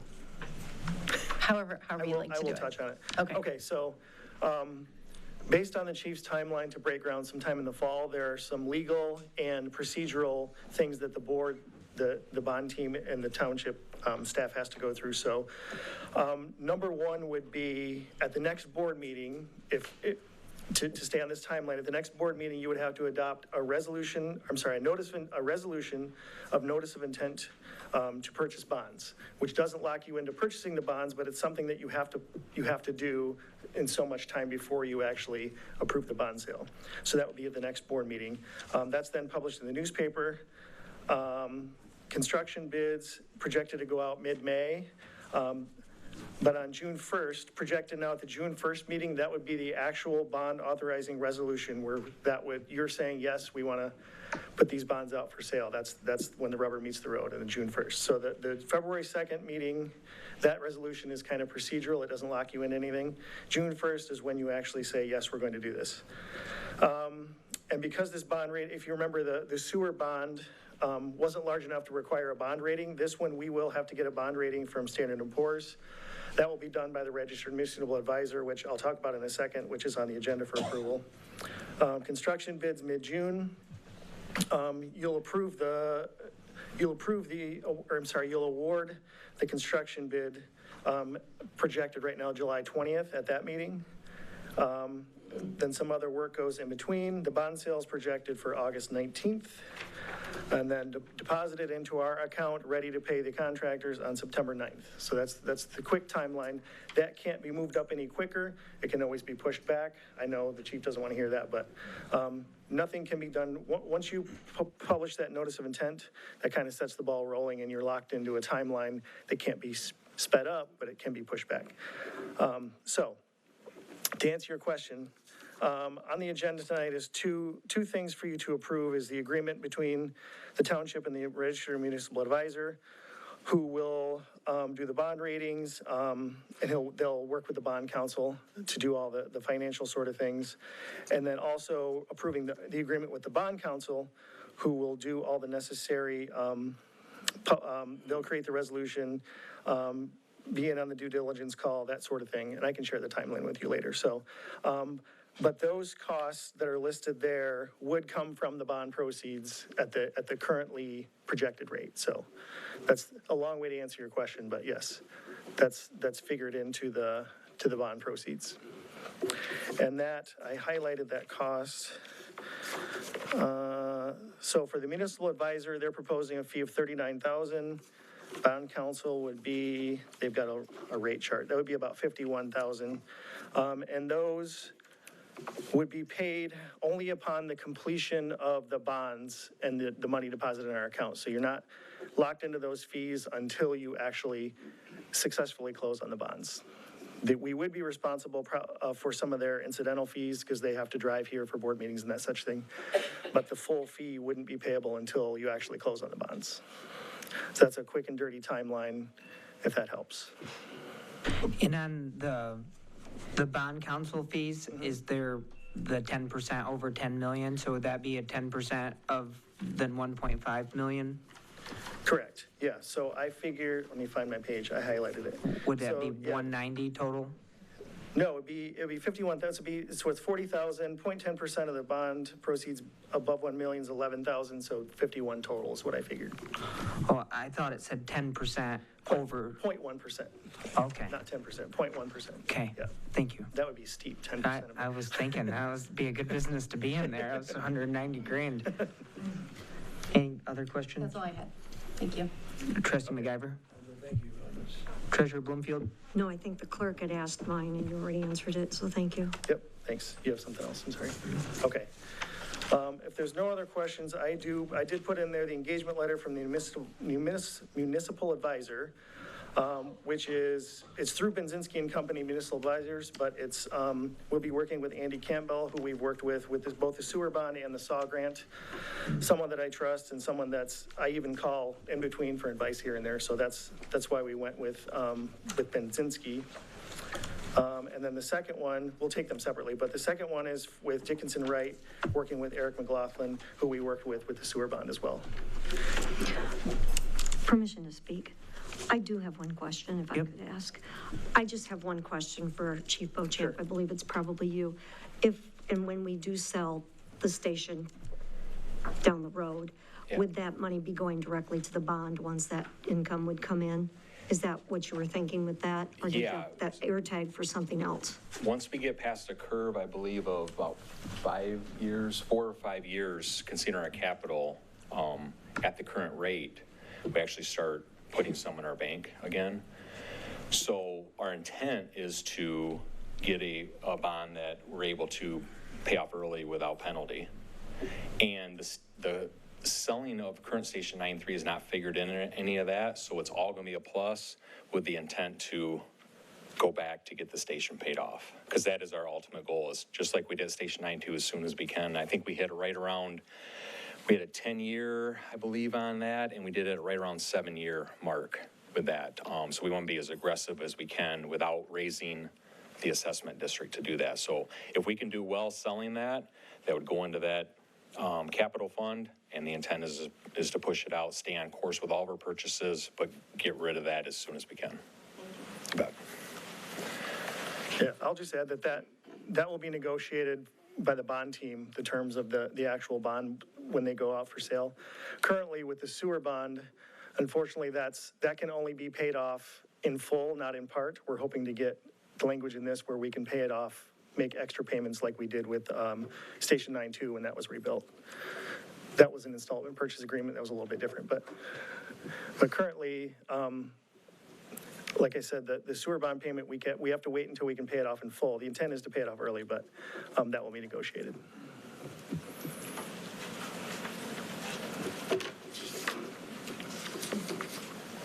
Any further board questions? I think the chief will still be looking at one motion tonight on the architectural. Yeah. Okay, I didn't want to forget that, okay. Oh, I'm sorry, I thought that was already voted on. Go ahead, that's first. I think it was good to get the full perspective of, the bond and the whole thing, so I'm glad we were able to work through that. In order to proceed get the architectural services in line, we would just need approval to go to phase 2 with JPR. I just have a question. As far as the bonds, 10 million and up,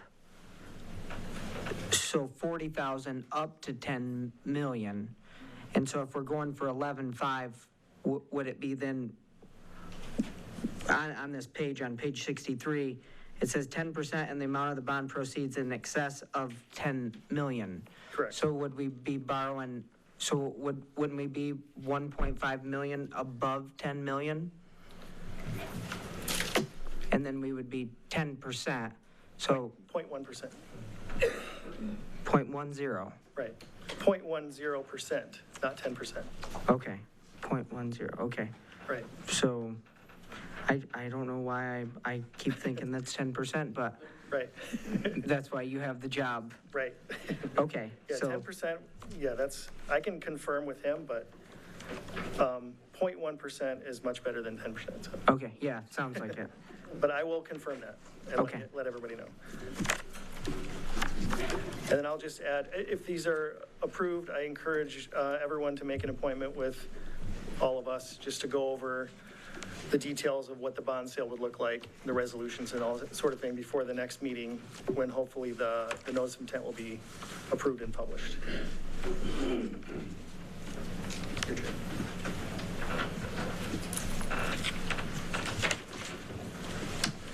Any further board questions?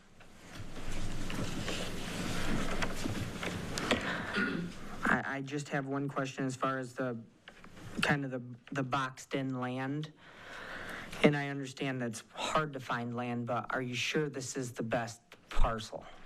As far as the neighborhood behind it, the business next to it, Western Breed, is just for future plans of growth and things like that? So realistically, one of the issues where we're currently at is there's east-west. We can get east-west, but to go south, we have to travel 1.5 miles just to go south. So a lot of what are considered successful fire stations have good east-west and north-south access, and they're in or adjacent to neighborhoods. So our station on H Avenue is right in the middle of, you know, a big neighborhood area. It's in a great position. Our current station isn't near a neighborhood. It's an industrial area, and we want to get to the neighborhood. So the fact that we have 2 stations on the west, moving it to the east, near the east boundary, puts us in a future position to cover. So if we have an, you know, explosion of residents in the farther northeast or southeast parts, based on what Michael had presented, we can still get there in a very reasonable response time. So we're covered in the as a community as a whole. So for our community, that's the 50-plus year vision. I'd like to say more. I probably could, because I won't be around longer than that. But that's a good 50-plus year vision of covering the community. As far as boxing it in, the fact that we got nearly 3 acres or just under 3 acres, we're going to build a station that's large enough to accommodate. So the rollover time in 50 years when something needs to be replaced, it'll probably be looking at one of the other 2 stations to add on or relocate at that time. So it gives us crew quarters for several crews, and it gives us an apparatus bay for 5. So it gives us right out of the gate room for expansion. We actually were interested in buying the parcel that connected to the neighborhood behind it. And as soon as we closed on this, and we were talking to the superintendent about this, we're like, okay, let's go talk to the church because they own some parcels. We want access to the neighborhood. We want the kids to come in. We want all that. We secured this property, went to go talk to the church, and there was a bulldozer pulling in to break ground for the next house. So we lost our opportunity to do that at that time. So nonetheless, we're close to a neighborhood, and we like that. We think that that's merit. So I think it fit our needs for the future. Thank you.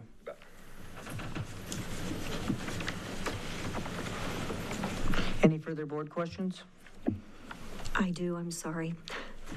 My concern is, I feel like you're moving it further from the battery storage.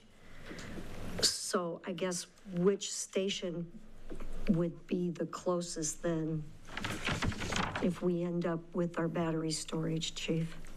That would be, this would still be the first due station to the proposed site on 30th Street. That would still be the first due.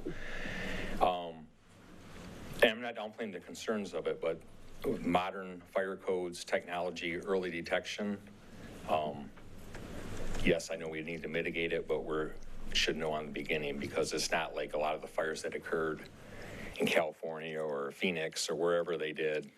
These are modern fire codes monitored, so to get there quick. Not to mention, we're still got a plausible response time to that area. Well, getting there quick to, evacuate and take understand, yep. actions, but we're not there to extinguish it. Understood? Yes. Yeah. Thank you.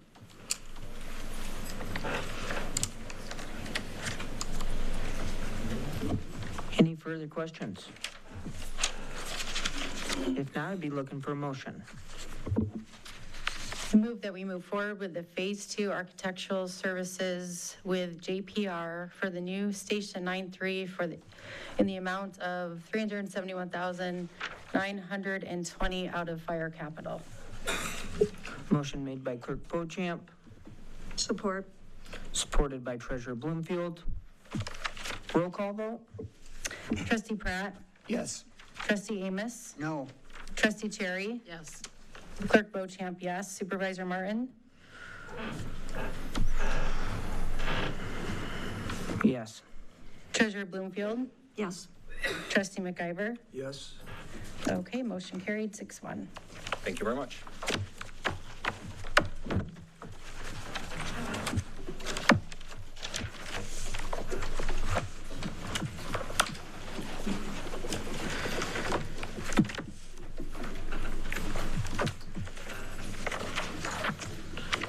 Anything else for us, Brett? Yep, I'm asking the board to approve the enclosed engagement letter with Benzinski and Company to be our registered municipal advisor through the bond process. Any questions for Brett? And Brett, this is a requirement to have an advisor and counsel, correct? It's a requirement to have counsel. It's a recommendation to have a municipal advisor outside of the current team. Highly recommended, but not required. Any further questions? If not, be looking for a motion.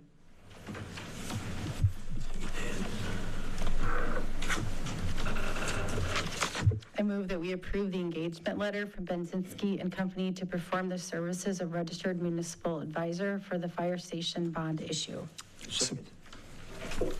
Motion made by Clerk Beauchamp, seconded by Trustee McIver. Roll call vote? Trustee Pratt? Yes. Trustee Amos? Yes. Trustee Cherry? Yes. Supervisor Martin? Yes. Clerk Beauchamp, yes. Trustee McIver? Yes. Treasurer Bloomfield? Yes. Okay, motion carried.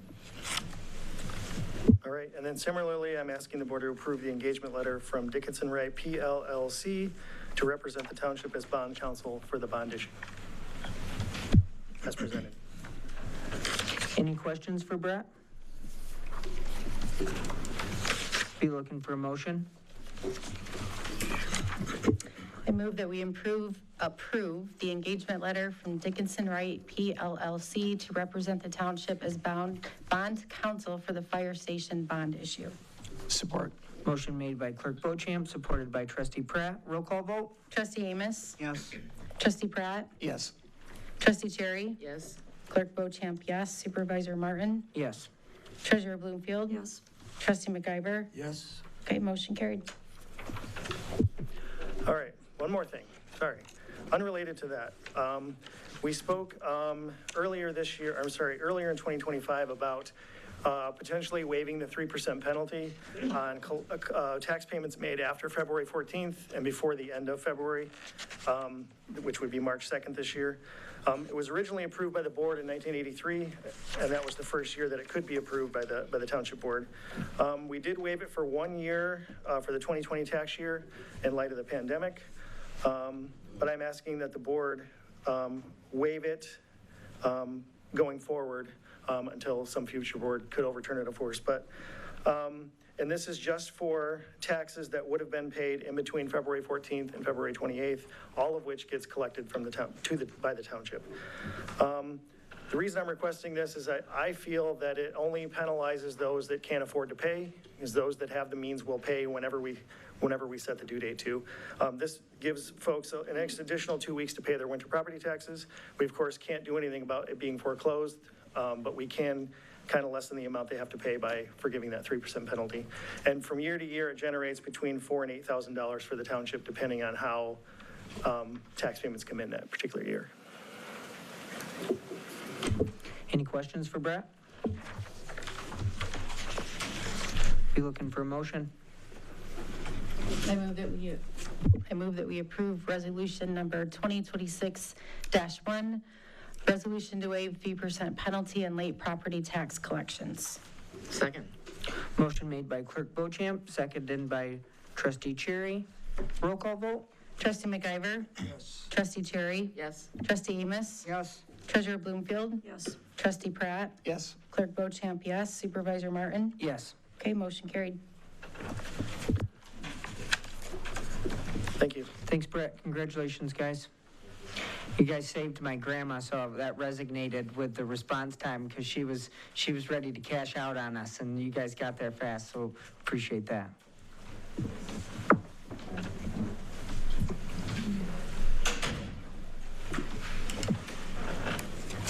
Hello, Casey. Hello. You want to take it away, Ben, or I can go? I have first reading of ordinance number 565, conditional rezoning request by Redwood for 6787 East H Ave and 3615 North 28th Street. These are located right at the corner of 28th and H. I'll give a bit of backstory here. The public hearing for this rezoning request was held on November 13th, 2025. The Planning Commission bylaws require them to table unless they unanimously agree to move forward on it. They decided to table unanimously. And then on December 11th, we had the second meeting for this rezoning request. And the Planning Commission is recommending approval for this request. You had a lot of attachments, about 120 pages of attachments. And so about halfway, the first half is what was presented November 13th from Redwood and also our staff zoning report. And then as we go down to the second half, that is from Redwood for the December 11th meeting. So they listened to the resident concerns and PC members' concerns regarding the rezoning request and came back with traffic data, not a full site plan, but basically an overview of the setbacks and how landscaping would look. Emily is here of Redwood, the Director of Acquisition, I believe, and then their engineer Ian is here as well. I will go through my staff report, but I think it might be advantageous to also invite them up after to answer specific questions like traffic and landscaping and things like that. Although this is not a site plan discussion, but may settle some concerns that you all might have. At your dais this afternoon or evening, I had 2 copies of the agreement. The agenda was published on Wednesday with an agreement drafted by Attorney Thal. We sent it over to Redwood's attorney and they gave us feedback. We had a bit of back and forth. And today we finally got the final agreement. Not any major changes that require us to table it tonight, just small word changes and capital punctuation, things like that. So on the top sheet is the redacted, the top sheet is the red line version for you all, and then the bottom is the final copy. That will be in the packet February 5th, I believe. Moving to my staff report. So Redwood is requesting to rezone 6787 East H and 3615 from R1A single family to RM multiple family district. And this is a conditional request. The township cannot require a person or company to put conditions on, but they offered them to ensure that they are the only people that can go in on this parcel if it is to be rezoned. I'll go through the 4 standards as prepared in Kyle's staff report. The first standard is whether the rezoning is consistent with the township's master plan. The master plan deems this parcel as compact residential. And so Redwood is, I believe, planning on putting 5.8 units per acre. And if you can see on the staff report, compact residential has in mind 3 to 8 dwelling units per acre. So they are well within that range. And then additionally, in our master plan, there is a section where it kind of lists phase by phase what each land use would fit as, and what each land use would fit as. And in the compact residential, it lists single family and also multi-family residential. So the master plan states it by the dwelling units per acre, but also reaffirms that by saying multifamily fits within this use. 2, ask whether the use is allowed under the proposed rezoning. Casey, one moment, please. Superintendent Hess, would you be able to put that on the screen for us by chance? Yeah, give me a minute. Sorry, Casey. They left my mojo.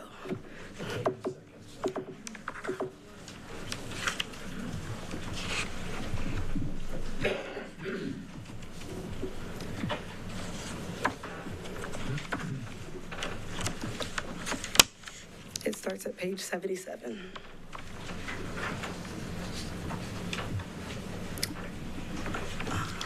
Once the meeting starts, I believe it goes, if you go under where it says Township Board. Just kidding. Disappeared.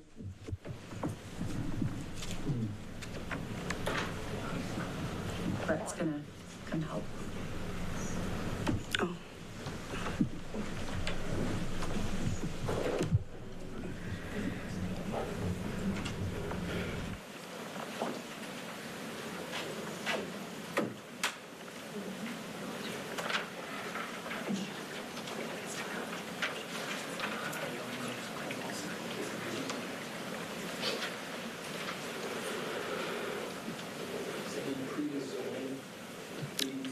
Yes, it is from the December 11th meeting, Planning Commission.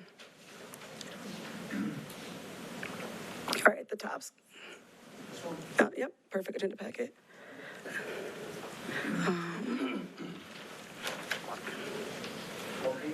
Well, I don't know what page it is for the, there we go. If you can, okay, I'm down a little further. One more page, if you just want. Perfect, that's where I'm at. Yeah, you want to zoom in a little bit? Perfect.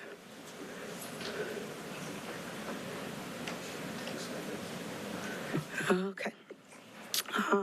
So is it standard 2, whether the uses allowed under the proposed rezoning are compatible with the uses in the surrounding area as existing.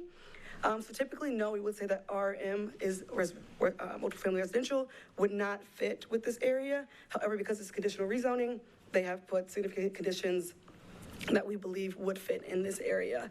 For example, RM, the proposed zoning, allows golf courses, kennels, telecommunications. However, those are not allowed as they have limited permitted uses. So again, while you might look at our zoning ordinance and see RM standards, those do not apply. This is a very specific rezoning request. Number 3 is asking whether any public facilities or services would be adversely impacted by this rezoning request. Staff found no. I believe that Redwood plans on having their own sewer and water put in, and it should not add any concerns to the neighboring area. As far as infrastructure goes, as far as roads go, during site plan review, there are many agencies at hand. The zoning is just one of them. That kind of just outlines landscaping and setbacks and those kind of things. The road commission is a higher power jurisdiction, so they have the final say if they need to level out the road a little bit because of the hill. Road commission says they have to, they need to. If the road commission just deems anything necessary based for safety in the surrounding neighborhood, then Redwood has to meet those standards. Again, with fire department, engineering, stormwater, we send this site plan out to those agencies, and they basically have a big say on how everything works. It's either Redwood conforms to engineering and fire standards and road standards, or they don't go here. Along with services, facilities, lifestyle area, Redwood has their landscaping plan in here. I believe it's for this project. Oh, sorry, not this project. But I do believe there's a lot of tree buffers around the existing neighborhood. So that's for item 3. And then the last standard, the Planning Commission went back and forth on quite a bit. Whether use is allowed under the proposed rezoning would be equally or better suited to the area the use is allowed under the current zoning of the land. Again, this is a conditional rezoning, so while we might see RM says would not fit, the uses are very limited and only for the specific company. Kyle has more findings in here that basically explain how he got to this deduction. And I will go over the conditions in the agreement. I believe there are 10 or so. The first is limited permitted uses. Second is building height limitation. Third is density limitation. Originally, I believe it was 6.5. They came back to us on December 11th and reduced that to 5.9. Building length limitation, minimum floor area per unit, ownership, private access aisles, setback commitment. This ninth agreement was kind of a result of what they heard on December 11th. So direct road connections, they will not be channeling through the adjacent Country Meadow, or I think Buck or Buckskin Road. All their roads will be done internally with access to H and 28th, again with Road Commission approval and blessing. And then number 10 is contingency. We go into 11, termination. I'm not going to read about what all that contains, but you all have the packet. Miscellaneous, and then just a few other items. And this is a legally binding agreement. They will sign, it'll be notarized, and they must follow these standards that they have presented to us. Any zoning questions? If not, I think we could invite Redwood up. Do you guys want to have Redwood up and then answer questions to both Casey and Redwood if we like, or would you like to have questions for Casey? I would like to hear from Redwood, yes. Trustee Amos? I'm fine. Trustee Pratt? I'd like to hear from Redwood also. Clerk Bochamp? Yeah. Trustee McIver? Treasurer Bloomfield?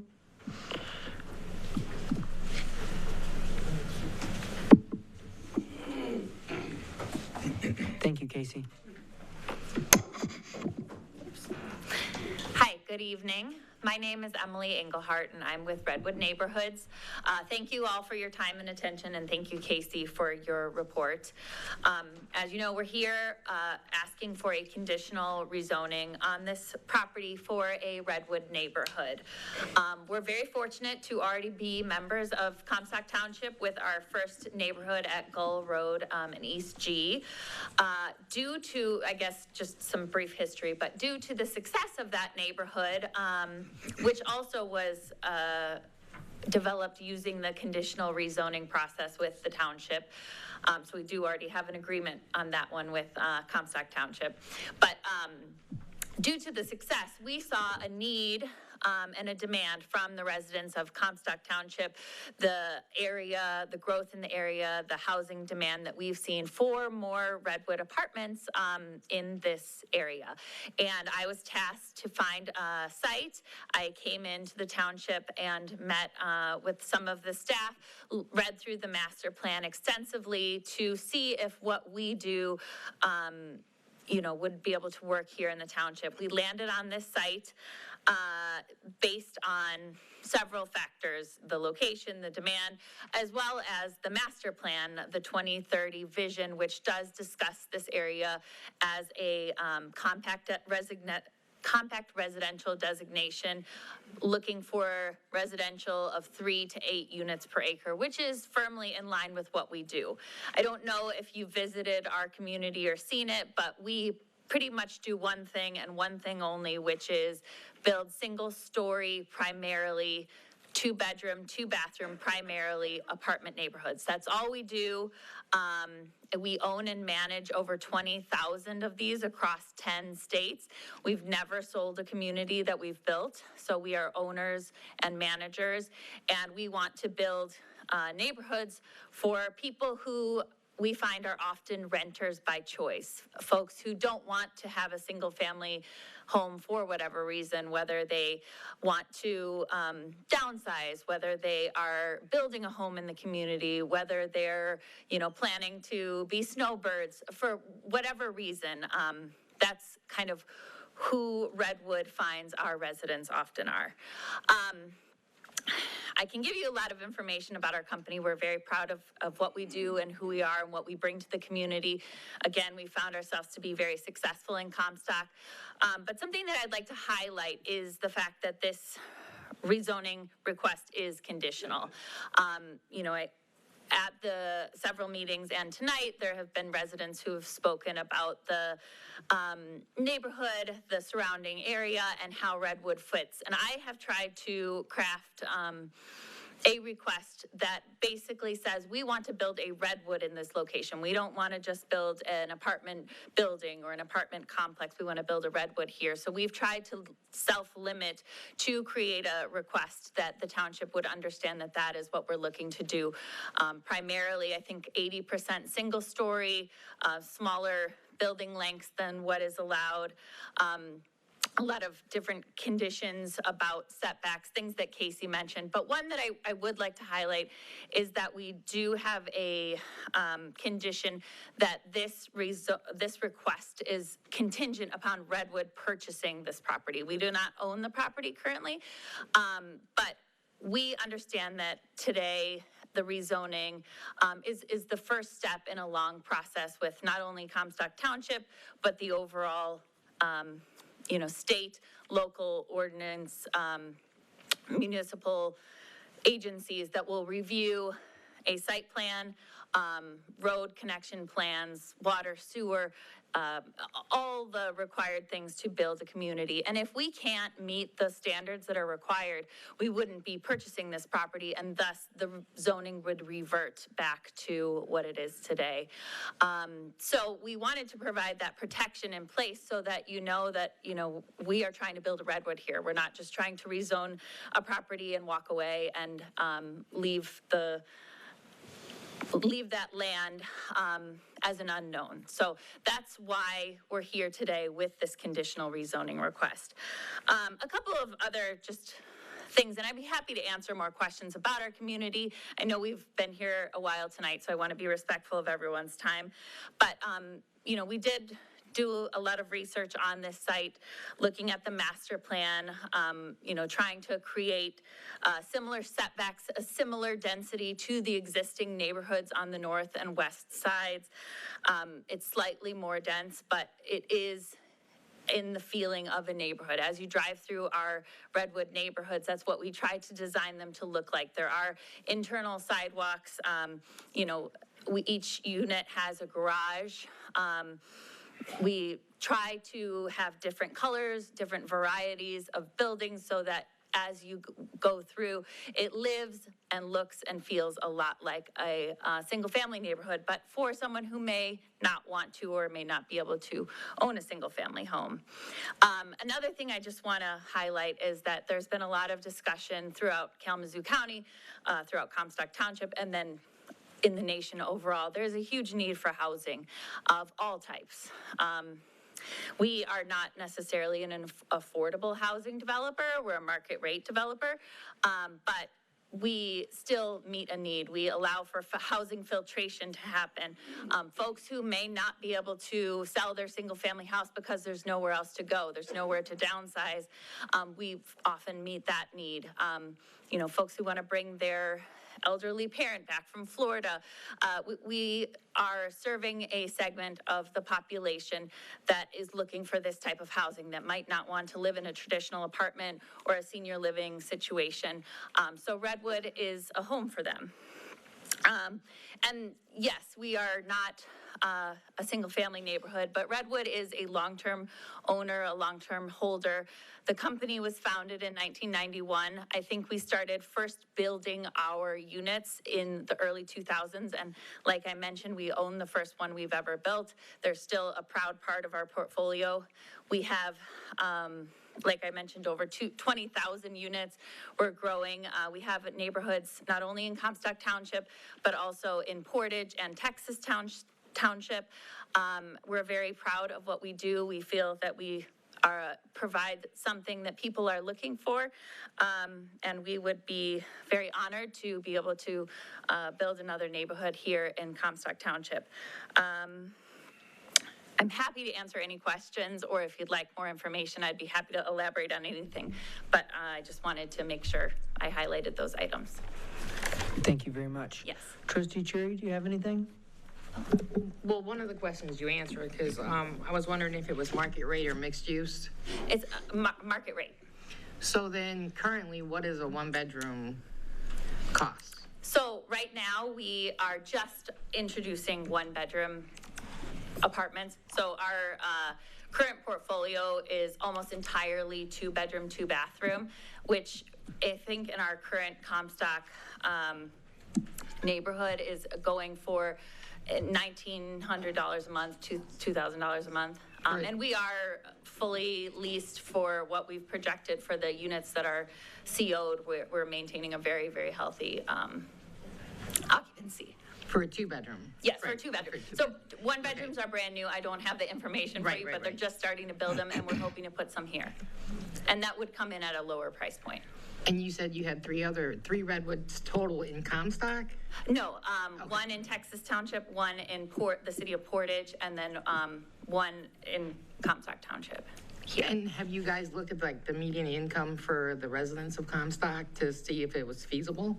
Yes, and we look at our existing neighborhood, and we're seeing enough demand from the applications and the folks that we already have living in our Comstock Township neighborhood that we feel that there's enough demand to build a second neighborhood. So. Thanks. And I don't know if I can add one more thing or if I've ceded my time. No, you're fine.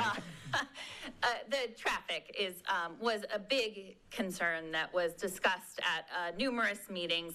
And I know there was some discussion about us not being willing to do a traffic study, which was not our intent. Traffic is, of course, something that is important and needs to be looked at.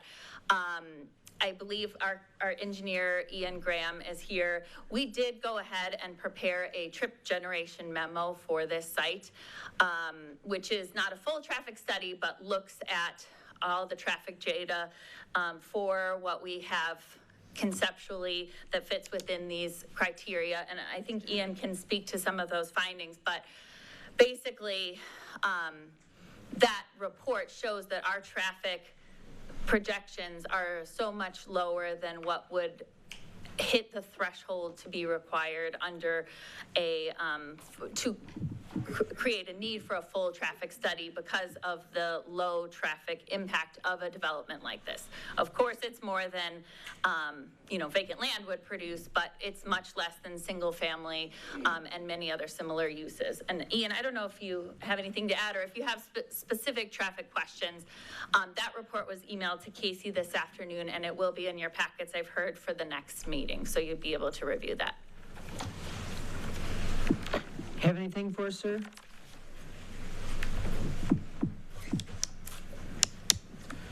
Yeah, and I want to clarify, I may have stated we weren't doing a traffic study at the last meeting. What I wanted to clarify was the trips generated from Redwood will not warrant a traffic study because it's less than 50 directional peak hour trips per hour. So in our trip generation memo that we've submitted shows that, so it doesn't meet the threshold. Now, if we get into the site plan process, which comes after rezoning, and Kalamazoo County says we have to do a traffic study, we will do a traffic study. If they say we have to do a right turn lane, a center turn lane, we will do a center turn lane. That's at the site plan stage. So, but happy to answer any other questions you might have. Any board questions for Redwood or Casey? I'd like to ask a couple of questions, if I may. Being somebody that lives in that area, I'm not even sure I should be talking about it, but the traffic issue on H Avenue was brought up when somebody else wanted to put a, this has been probably 4 or 5 years ago, wanted to put a child care center on H Avenue down by Sprinkle Road between Sprinkle and 26th. And the people were up in arms then because they already couldn't get out of their driveways. They had to go to work in the morning. They couldn't turn one way, and then if they turned the other way, it was a lot longer to get to work. And even when I came down to this meeting tonight, I had to wait for several cars on 26th Street, which is not in that immediate vicinity. It's by Myers. And it was about 5:35, I think, when I hit that intersection out of my street. And the traffic is horrendous. It's not like that all the time, but it's certainly inconvenient. And rentals in that neighborhood, and you guys look like you run a great business, you do. But it just seems out of place, whether it fits the master plan or not. And I'm concerned about those two items. Thank you. Thank you, Trustee McIver. Any further questions? Trustee Amos? I have a question for the lady. Do you have any idea what the average ages of the people who are now the citizens who are now living in the Redwood plat?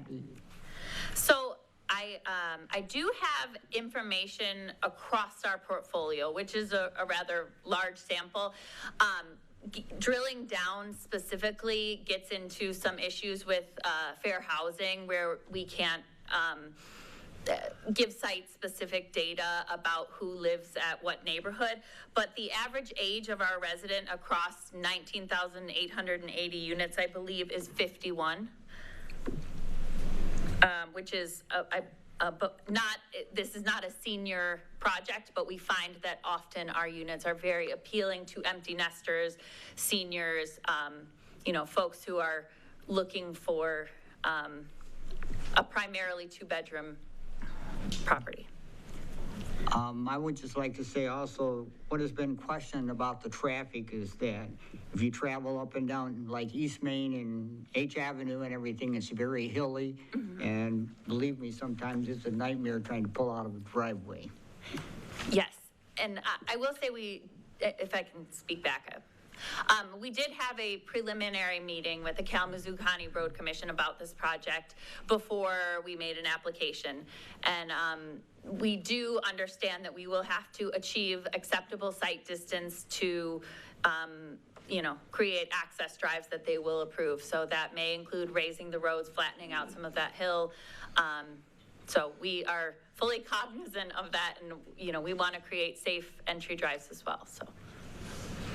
Trustee Cherry, do you have anything? Trustee Pratt? Yes, just a couple of questions. First, on your units on Gull Road, I had an opportunity today to just cruise around and take a look at the site. I was on the Planning and Zoning Board a few years ago when we first talked, and that was introduced to our community. What is the occupation of that, or the occupancy of that unit now? So we are building in two phases. So our first phase is completely built, and I believe that occupancy is at like 98% or something like that. And then our second phase, I believe that we have, I might have this up, but we have, for the amount of units that have certificates of occupancy on them. Sorry, I'm just pulling this up. But I mean, our average, I think, is 95. I think we are at, 94% occupancy for the units that we have certificates of occupancy, and we have, traffic. I wouldn't be here tonight if we didn't see a demand, so, but I'm happy to provide this data. Okay. And just one other question, reading over the data, my understanding is that should this be allowed on East H Avenue and 28th Street, that it would be closed off from the neighboring community. There would be no incursions through streets or anything that's currently there. Correct. We would only have entrances onto and East H Avenue or North 28th Street, not connecting directly to any of the existing single-family neighborhood streets at all. And we've made that a condition of our application. And one further thing, I think at the meeting that was held before at the Planning and Zoning, there was a lot of concern about buffers between this community, should it be allowed to go forward, and the current communities there. Can you speak a little bit on that, just to emphasize what? Sure, I'd be happy to. So buffering for our residents as well as for our neighbors is important for us. We addressed it a little bit between the first and second meeting by increasing our setbacks. I believe in the packet there is a drawing that shows the traditional multifamily setback, the single family R1A, which is what the current zoning is, setback, and then a conceptual line of where we hope. So we created sort of a minimum setback which matches what a single family developer would have to meet. And our goal would be to exceed that. In doing so, along the northern property line, there's a pretty thick stand of trees that we would be able to preserve, keeping that natural barrier. And then along the western property line, there is a significant ITC corridor as well as a an easement there for, that belongs to, I believe, ITC or consumers. So there is a pretty significant buffer there, and then we'll have a setback within that. And we also provided our landscaping plan for our phase 1 neighborhood. Because we don't have a site plan here, and because this is not a site plan meeting, we don't have that designed yet for this. But we wanted to show that, you know, our goal is to meet or exceed the township's ordinances or our own internal standards, whichever is more lush. So, you know, we intend to landscape, create a buffer between the neighborhood and our Redwood proposed neighborhood.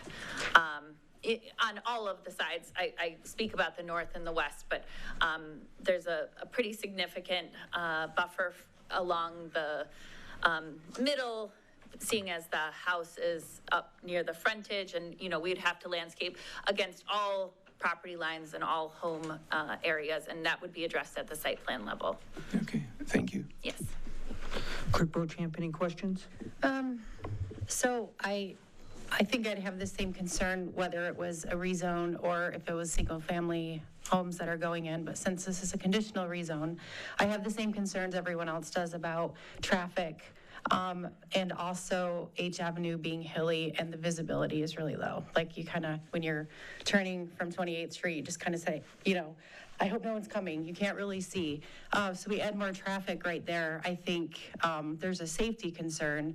I know this happens at the site plan level, but is there something that can be researched, or can you work with the road commission, get some information first to say, you know, this is what we would have to do to have this development come in, just so we would feel a little more comfortable before we decided if this was right.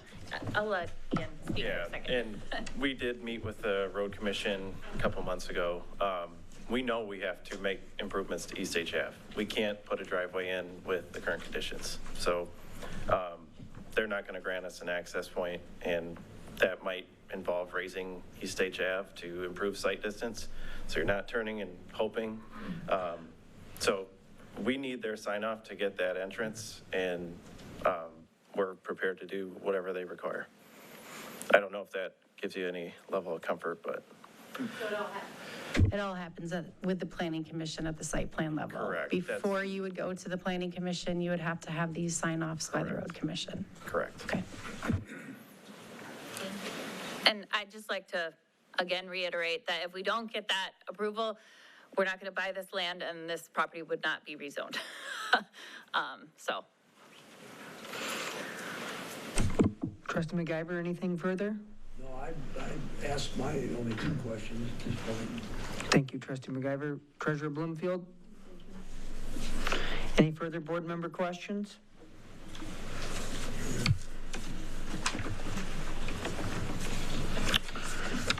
If there's no further questions, I'd be looking for a motion.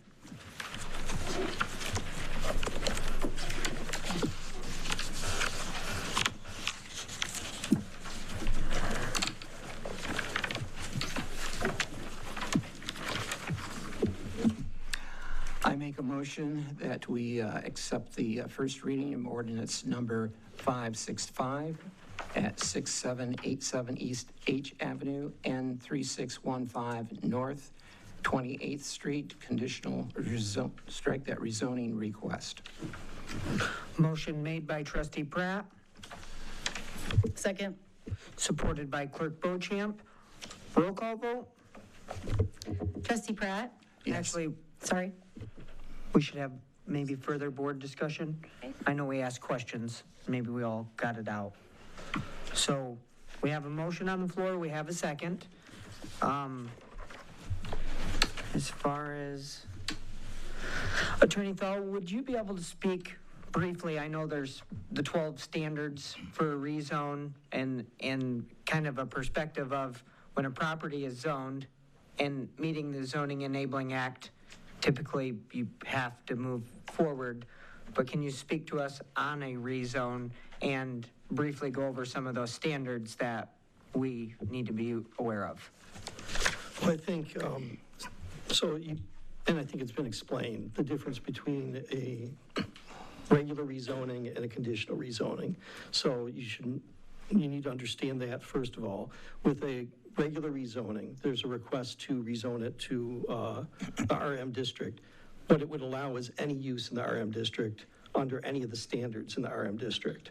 Okay, and so instead of proceeding on that basis, the applicant is able, we can't require conditions, but they can offer conditions.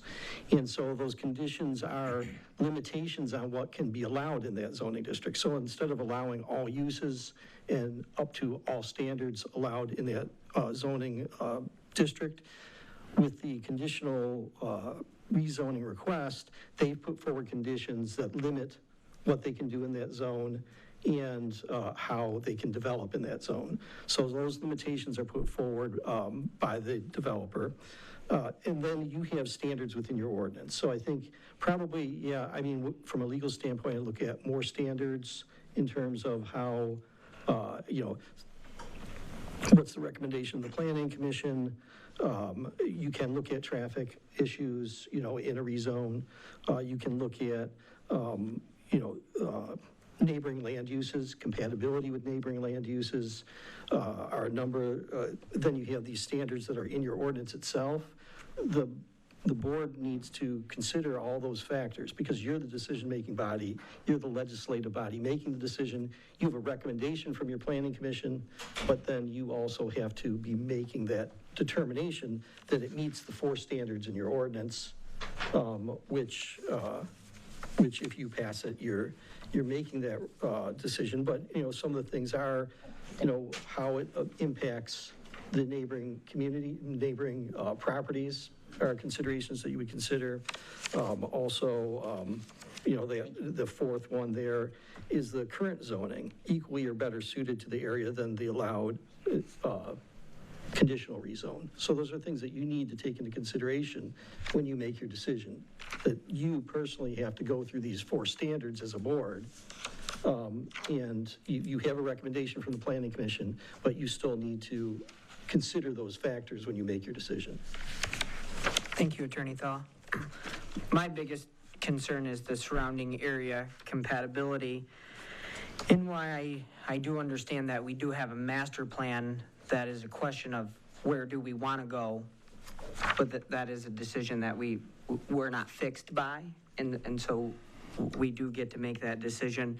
And then we look at where are we now, and so in an area that populated with traffic and single-family homes, I'm a firm believer that the surrounding, it's not compatible with the surrounding area. Trustee Cherry? Well, I commend Redwood for what they do. I mean, they're obviously in business. In my opinion, what we need in Comstock is affordable housing. I mean, I went through the pros and cons, and I was excited that they were ADA accessible. The main bedroom was on the first floor, so it catered to a plethora of people and not just focused. But then again, is it truly affordable? I mean, a lot of our seniors now, or empty nesters coming up, don't necessarily have the means to afford something like this. And so I would prefer to see something more affordable with the same, ADA accessible, keeping the green space, creating these safe entrances, trying to keep the traffic down. That's my personal take. Thank you, Trustee Cherry. Trustee Amos? The 2 things that I think we should take under consideration here is that the residents over there who are objecting to this are looking for single-family dwelling houses. They're not, who have children. And the second thing is that we do have a falling number of students in our schools. The numbers have been going down for the last 2 or 3 years. And I think that's my opinion. Thank you, Trustee Amos. Trustee Pratt, anything? Nothing further, thank you. Clerk Beauchamp? Yeah, it's just it's a difficult decision. We do need more housing. I agree to your point. We definitely need more affordable housing. I would not call this affordable housing, but as Redwood was explaining, it's kind of like, it opens housing up. So people who might be in a home now would move into this dwelling and open up their homes to other people who might want to buy a home. So there's that piece of it, but I don't know if that really meets the affordable piece still, but I don't know if there's anything, if that's a reality out there, if housing is affordable at all. So I don't know, it's very difficult to know if this is the right move or not, honestly. Thank you, Clerk Beauchamp. Trustee MacGyver? Excuse me for the delay here, but the red button. All right. The two items I mentioned earlier, the fit and the traffic, are my biggest concerns. There are other factors that may be non-consequential that you might see in a community that's rentals, and when it's set in a house or a neighborhood that's largely single homeowners. But it is a difficult decision, but I can't say any more about it than the company. The Redwood is a great company, but I'm just thinking that this is not quite right for our community. Thank you.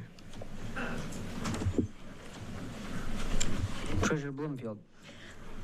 I want to bring up the fact that what you have done on Gull Road is amazing.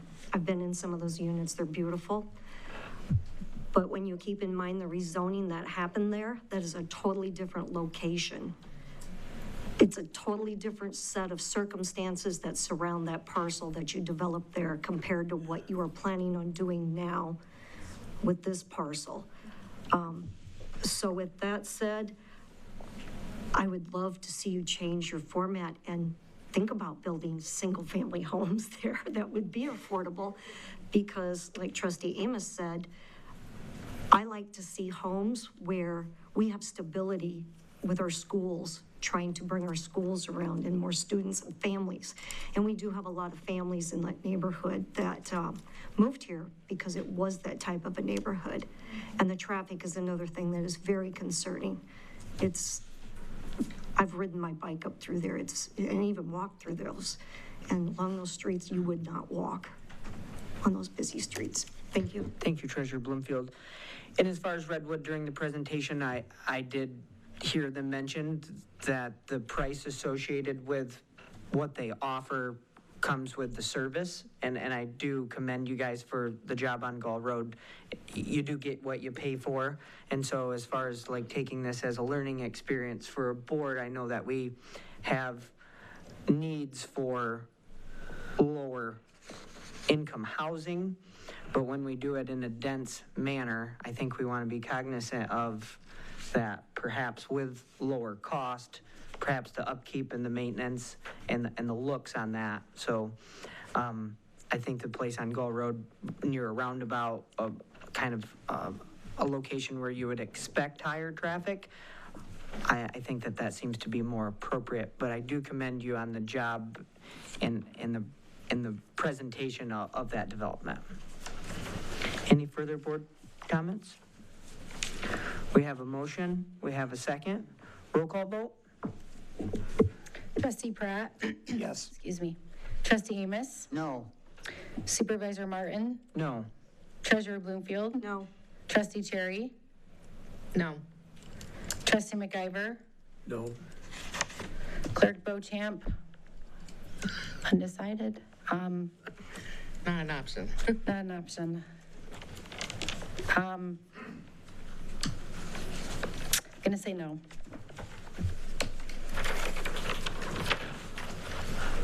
Sorry. So I would just say, so there's a motion to accept it for first reading. You should then, it sounds like there should be a motion made to deny the request. I make a motion to deny the first reading of ordinance number. Just to deny the request for rezoning. Yeah, do you want me to read the address and all that? Yeah, yep.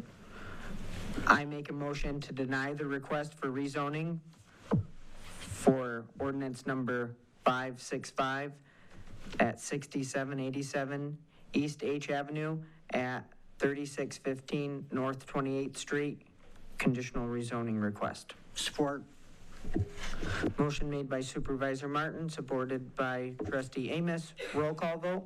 Trustee Cherry? So just, if you will, on our vote here, explain to us. Just So if you vote yes, you are moving to deny the rezoning request. A vote for yes would mean that you want to consider the ordinance to rezone the property. Thank you, Attorney Thal. So yes. If you want, no.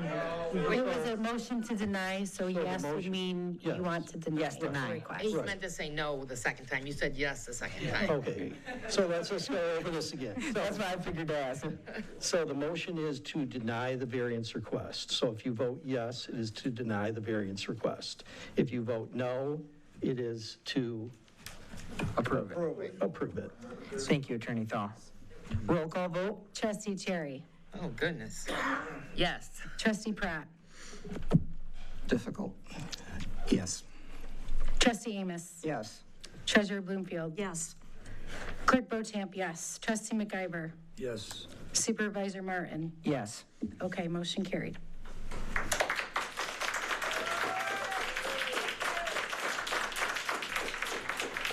And with that, we're going to take a short break.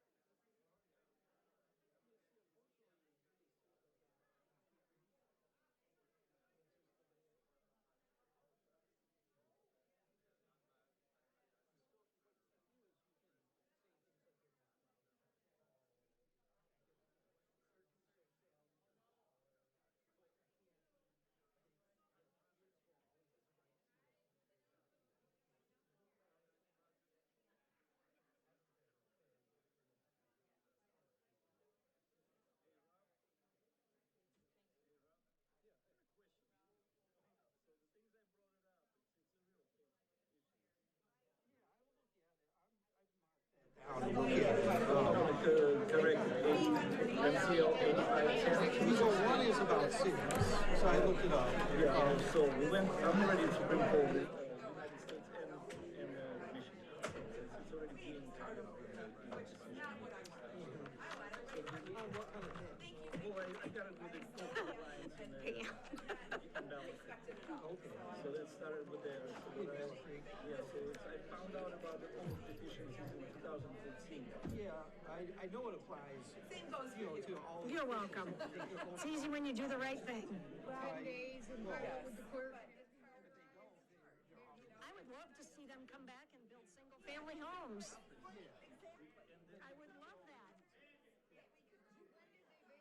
What? Oh.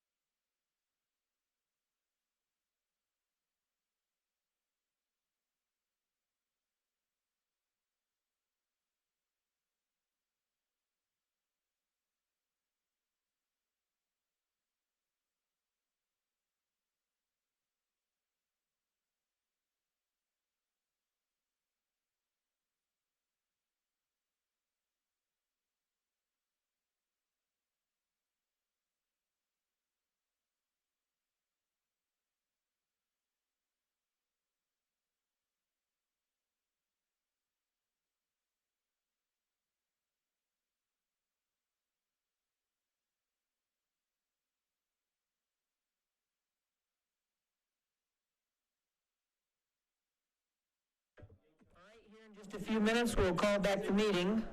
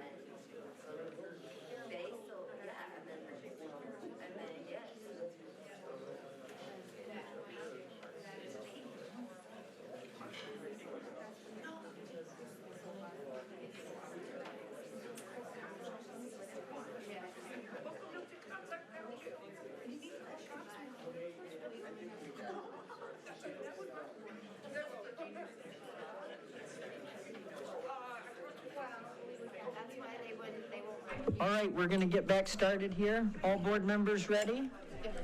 All righty. Moving along to Treasurer Bloomfield and discussion and possible adoption of a purchasing policy and standard terms and conditions. Treasurer Bloomfield, the floor is yours. Thank you.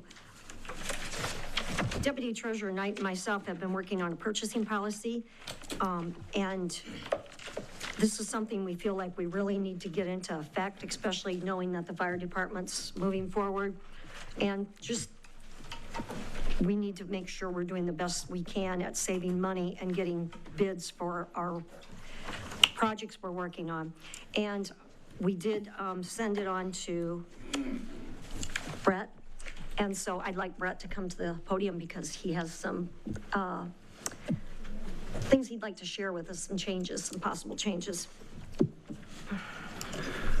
Thank you. Yes, thank you for you and Deputy Knight putting this together. It's something that we do need. I don't know, I'm trying to think back if we've ever had an issue necessarily, but it's inevitable that something will come up. So we definitely need this policy in place as kind of a roadmap for purchasing. So again, thank you for starting it up.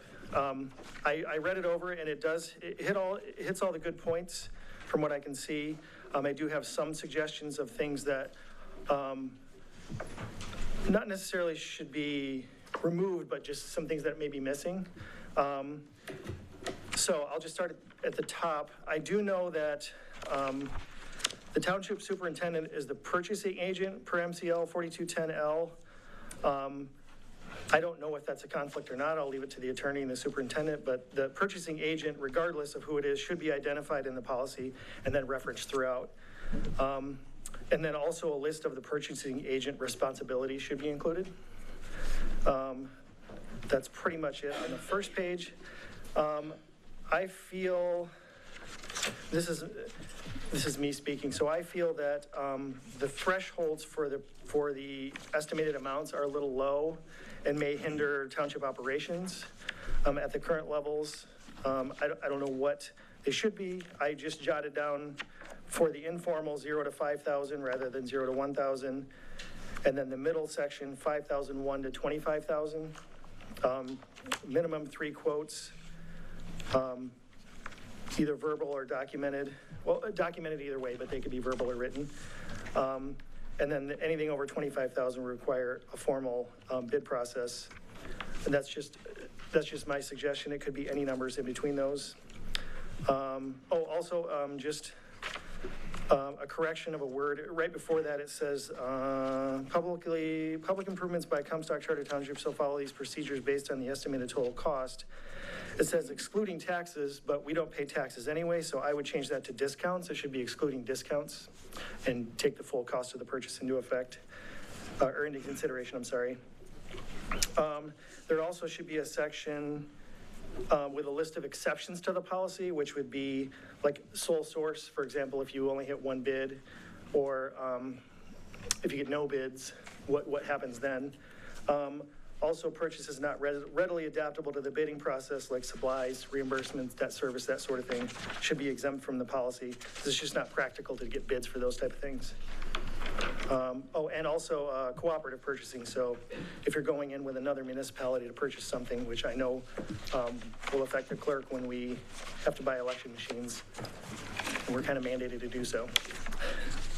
But then also, I think we need a clause concerning cumulative annual purchases with one vendor. For example, you may purchase something that's below a certain threshold, but if you purchase that thing several times throughout the year and go above the threshold, it would be subject to the policy. And then similarly, we need a clause prohibiting making smaller purchases in an attempt to circumvent the policy. So say you're supposed to get a bid for something 7,000, but you buy it, make smaller purchases trying to circumvent that policy. There should be a clause in here prohibiting that. And that's all I have so far. The rest of the bid advertisement and communication I like. And then everything from section 2 on, the award of contract is pretty standard language for most policies. But I would probably consult with the attorney to make sure we're doing that correctly. It's a lot of pages of legal stuff, which is not my forte. Thank you, Brett. That's just a quick rundown of what I saw. Okay, thank you. Yep, thank you. Deputy Knight, did you have anything you wanted to add to this? Just that I believe there is a clause in there that states that if there's only one bid, it can be overlooked or excerpt. I think that's the only thing that I noticed that he said. So Brett will be in contact with you to work on this a little more, and then maybe the board's approval, send it to the attorney to look at. I mean, it's up for discussion. Would we, do you have any, do any board members have any input first on a bid policy? Just a question on where did this policy that you had for us to look over, where did that come from another township? Actually, most of this came from the city of Kalamazoo, I see, okay. and they spent a lot of time and money on it, Trustee Pratt, so it was a very good. And we did research quite a few municipalities. Okay, thank you. Trustee Cherry? Yeah, I just had a couple of questions. One, because, correct me if I'm wrong, is not the superintendent the procurement? I don't know what the correct phrasing is. Purchasing, procurement? Yeah, I would just follow whatever policies are drafted, so. Right. So was he included in this process? No, he wasn't, but he's included in it now in discussion. Well, we're not that far yet, Christie, is what I'm saying. This was just a discussion, and if we needed to make changes, we could. So moving forward, will he be included in the process? That way he's fully aware of everything that's going on. He can put his input in as well? I don't have a problem with that. Perfect. Not whatsoever. Perfect, because yeah, this is lengthy. I got through maybe half of it and I thought, whew. Yeah. Well, there's a lot there. There's a lot there, yeah. So, okay, thank you. Trustee Amos? No, I have nothing, thank you. Anything further, Trustee Pratt? Nothing at this time, thank you. Clerk Beauchamp? I thank you for putting this policy together. I think we do need a purchasing policy. I have a lot of comments on it. So I would just suggest that I would agree with what you said is maybe we get with Brett and the superintendent and just put together some of these edits and bring it back to another board meeting, maybe the next one or one after that, with some of the edits and input, and look at it again as a board. I feel like if anybody on this board has anything that they'd like to change on it, it'd be nice if you would email us so we can incorporate that as the four of us are working on it to move it forward. So please just email myself and copy Hess and Brett and William on it, all four of us. So if you have changes, we know and we can make them. Trustee McIver, anything? No, I really don't. It was like Christie said, it was a lot to it, but it looks like a good roadmap to stay out of trouble. Sounds good. And then as far as that goes, once Treasurer Bloomfield receives the input and Brett receives it, would we have board permission to then just move it along to Attorney Thal at that point? If we could all be in agreement with that to keep the wheels on the bus going? I think that makes sense. And maybe as minimum as emails to Attorney Thal as possible, and kind of do an internal dialogue, and then maybe have Sandy or Brett send it and do the once all look at it. One email to Attorney Thal. Yep. And then we'll be in touch with you too, so we can set up a time. Yeah, I can add one thing too, is because Brett and I went through some of the, for our grants and bid policies, there's a federal requirement, so I'll get to that to put in here too. All right, great, thank you. All right, thank you, Treasurer Bloomfield. Moving along to Trustee Pratt. Yes, thank you. Getting involved in this or discussion of this, and I just want to make clear initially, as I did a couple weeks ago on a matter, I look at behavior. There's no other issues that I am centered on first. This came to my attention, and so I don't want to make people think this is my determination. To start with, as we get into this discussion, I will just read from the docket of the court and order, and then go into some points before opening up for the board. This was a decision made this year in 10/24/20 25, and it has to do with a civil court matter here in the 9th District, strike that 9th Circuit in Kalamazoo County. And so again, I will read from their order. Robert Sotheby, plaintiff versus plaintiff, counter defendant versus Sandra Bloomfield, counter plaintiff. And it's under the Honorable Curtis J. Bell. Order of judgment. Plaintiff having filed a verified complaint, defendant having filed an answer and counterclaim and an amended answer and amended counterclaim. The parties and counsel having appeared for trial on October 21st, 2025. The court having heard opening statements, but before taking evidence, entertain plaintiff's verbal motion for summary disposition as to plaintiff's count for declaratory judgment or quiet title, and defendant's verbal motion to amend pleadings and adjourn the trial. Defendant having not opposed plaintiff's motion of summary disposition, and plaintiff having opposed defendant's motion, the court having heard and considered oral arguments and ruled from the bench in open court, and the court being otherwise fully advised in the premises. It is hereby ordered and adjudged that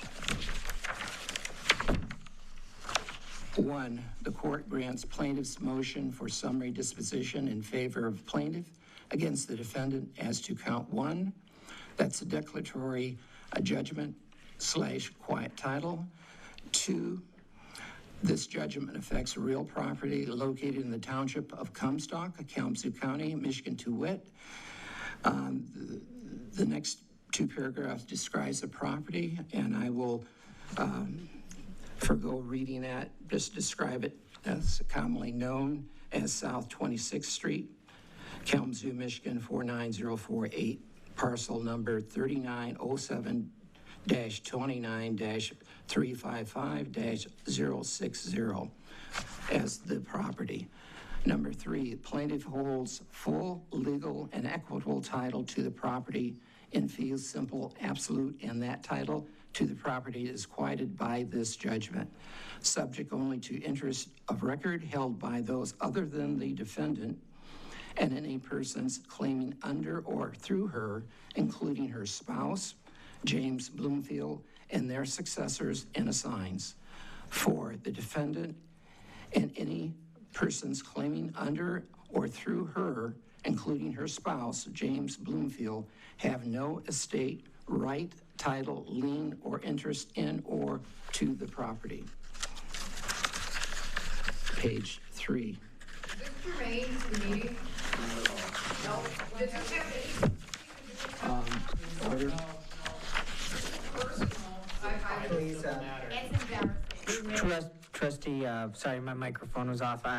I'm a little concerned myself, but we'll let Trustee Pratt continue on. Thank you. Number 5, pursuant to MCL 600.2935, a certified copy of this order or judgment may be recorded in the office of the Kalamazoo County Register of Deeds, and the certified order shall be evidence of title to the property and shall have the same effect of a deed for any purpose necessary to transfer, sell, convey, or occupy the property. 6, the defendant's motion to amend pleadings and adjourn trial is conditionally granted, and she shall file and serve a second amended counterclaim on or before October 28th, 2025, and plaintiff shall file and serve and answer an affirmative defense to the second amended counterclaim on or before November 4, 2025. A trial has been scheduled on the matter on December 9th, 2025 at 9 a.m. 7, as conditions of the granting of defendant's motion, plaintiff is awarded cost as follows. 1 hour plaintiff's attorney fees at $300 an hour, $50 as a per diem for 1 day, and actual gasoline cost incurred for travel from his home in Tennessee to the court for the trial. Number 8, during the pendency of the counterclaim in this action, The property shall not be transferred, conveyed, or encumbered. Number 9, this order does not resolve all outstanding claims and does not close the case. It is ordered, dated 10/24/2025, Honorable Judge Curtis J. Bell, Circuit Court Judge, and signed by both attorneys for the plaintiff and the attorney for the defendant. Now, I read that again along, but to satisfy the issue that this is centered in. As I've explained before on my past training, things of this nature are serious and should be looked at and discussed openly. And that's what I will attempt to do at this point in time. And this property was spoken about by our treasurer on 2 separate occasions in recent months, both before the planning and zoning. Please. Both before the planning and zoning and before the board, township board. And she asked to be recused from voting on this property because she owned it. She, in fact, did not own this property. It was determined a good month plus before she recused herself or asked us to recuse her, and the planning and zoning to do the same. This is nothing more, unfortunately, than a lie. And this property has been awarded to the plaintiff, who currently lives in Tennessee. Actually, he's a pastor in Tennessee. And he filed this motion in civil court because there was an issue concerning the statute of limitations. If this had been filed properly or sooner, this would have been a criminal case. And that's why this is extremely important. No comments. And that being the case, I will just state that at the end of the discussion in the court on December 9th, 2025, the judge himself did not have a proper understanding of how this transferred. This property was transferred. By Mr. James Bloomfield to his wife, our treasurer, from a part or an LLC that she had no right to be involved in. This was again, the judge couldn't understand how this happened. If it was going to be transferred to anyone, it should have been transferred to the plaintiff, Mr. Robert Sotheby. And that did not happen. And this points to a number of things that any of us here, especially our treasurer, who deals with property in our township and money in our township. So in concluding, I think that certainly this is not normal. This does not occur at any other place I've worked with at all. State, federal, it does not occur. This is a serious breach.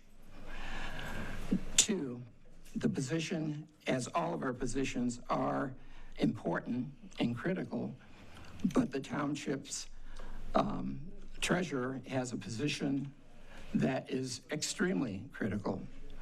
And she has indicated that she's not truthful.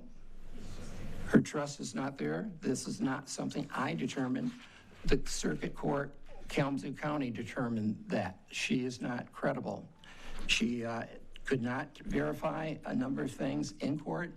That video is available, should anyone want to purchase it, or the transcripts, which I've requested and have not here, but I do have the decision, as I stated I had before.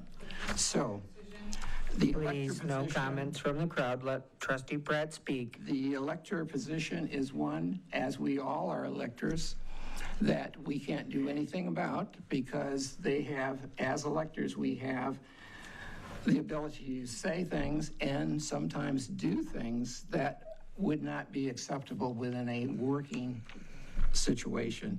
So just to point that out. But this thing here, which occurred 12 to 13 years ago and just was satisfied as far as per court recently, that is not normal. Again, this LLC, called Buttercup Bob LLC, the transfer of the property from one of the three people to her wife was not appropriate, was not legal. And again, the judge indicated that he could not understand how that transfer happened. And if it had been transferred, it should have gone to the plaintiff in this case. And he found that to be the case and ruled that to be the case. My point in bringing this up is that this is important for our township. We all have to think that we want somebody in a position that's going to be credible, it's going to be trustworthy, has integrity, and follows the rules of order. And unfortunately, this has not been the case for our treasurer in this pursuit. So I have one other thing here, and that is because I think this is serious, I think we should talk about it, discuss it right here, and I'd like to make a motion concerning, I can't, of course, remove her, or she can't remove me, but I think having her involved in as the liaison between the board and the P&Z dealing with property is not called for under the circumstances. So I make a motion that we should remove the treasurer as the board liaison between the board and the P&Z committee. So that was a motion. That last was a motion. The last was a motion, so there is a motion on the floor. I'm looking for a second. I have questions. If we, I just don't know how we want to do it. Typically, we have a motion. So typically, we talk about it, then we have questions, and then there's a motion, and then, so however we want to do this. Normally, you have to have a second if you're going to engage in discussion. And so typically, we would kind of ask questions before we would have a motion, right? So I guess I'm kind of caught in the middle between we're halfway with a motion. Do we want to back the motion up, talk about it, and then make a motion? So. I mean, that's entirely up to you. I think we've ended up doing it both ways during the board. I'd let him make it. Since I made the motion, is there a second? I think we've had a standard a little bit of we've, like had a presentation, we've had questions, we make a motion, there's a second, and then we go into discussion. Right. And so for this matter, to move forward any further, I think it would be appropriate to have a second, and then we go into discussion. Otherwise, I'm just going to be confused. And that way we can at least We discuss that, and then we'd have to vote it out. So it'd be a motion on the table, unless that motion wants to back the bus up, or we get a second, and then we have discussion. We can have a discussion. Okay, I'll second so we can. Okay. Because I know. Motion. Question. Please, guys, let us do this. Okay, so we have a motion on the floor. We have a second. Discussion. Attorney Thal looks like he's got more than plenty to say, and we'll ask you to help us steer this in the right direction, not use township resources any further than this meeting this evening, and hopefully we can come to a consensus as a board that none of us call you in regards to this matter. Thank you very much. Yeah, I mean, you can engage in discussion, but with removing somebody from the planning commission, by statute, they have to have misfeasance, malfeasance, or nonfeasance in office to remove them. So, I mean, if you want to entertain the motion any further, I think we'd have to look at whether or not it complies with those requirements by statute before you even consider something like that. Okay. And do you have any further input on where we just put ourselves with this? Well, if it's nothing that the board can, I mean, there's a motion put on the table, and so I can only address that motion, which is I have concerns over whether or not you can do that, since I believe you can only do it for misfeasance, malfeasance, and nonfeasance in office. So that's related to doing your job as a planning commissioner, not anything that you might do personally. And then this would be that Comstock Township is neither a plaintiff nor a defendant in this matter, and it appears to be a private land use matter of an individual board member. Yeah, I mean, and it's only if you wanted to move forward with at least having, you have to make a decision as to whether you'd want me to advise you on, I can go back and look at the statute, but I believe those are the requirements, and advise you on whether or not it meets those terms to begin with. And so essentially, we'd be spending township resources to have a look. And you also have to have a public hearing to remove a planning commissioner, too. Public hearing? Please, guys. Guys, they've asked you several times. There's a public comment section. That's when you can voice your opinion, then let them finish. Yeah, he's the only They've already approved it. Would you? He's the only one that can remove me. Please, guys, let's just get this handled up here. He's not gonna remove me. You're fine. Remove him. Can we have public comment?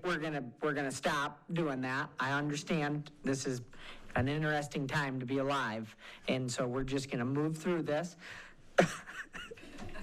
This is unbelievable. I likely have my 13-year-old kid at home watching this, and he's probably texting my phone right now thinking, Is that part of the discussion concerning the attorney? So, Attorney Thal, if you would like to present or review on the actions here and to see if this falls within the bearing of removal, I would be happy with this.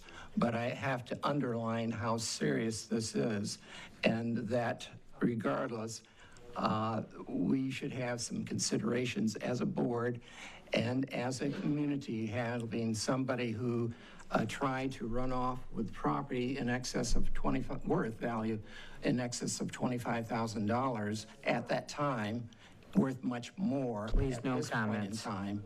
And as our board member, as our treasurer, certainly as our liaison to the planning and zoning board. But again, I would defer to you, should you be willing to look into that matter. If the board directs me, I will. Okay. She had questions too. He answered my questions. My questions were for him. So, no, and he answered them all. well, I can't really make a motion because there's a motion and there's a second, but if I had an opportunity, I would say this stops here. But we have a motion, we have a second, we're in the middle of I don't know what. So let me help you out then. Go ahead. That you're leading the way. Thank you, Trustee Pratt. Thank you.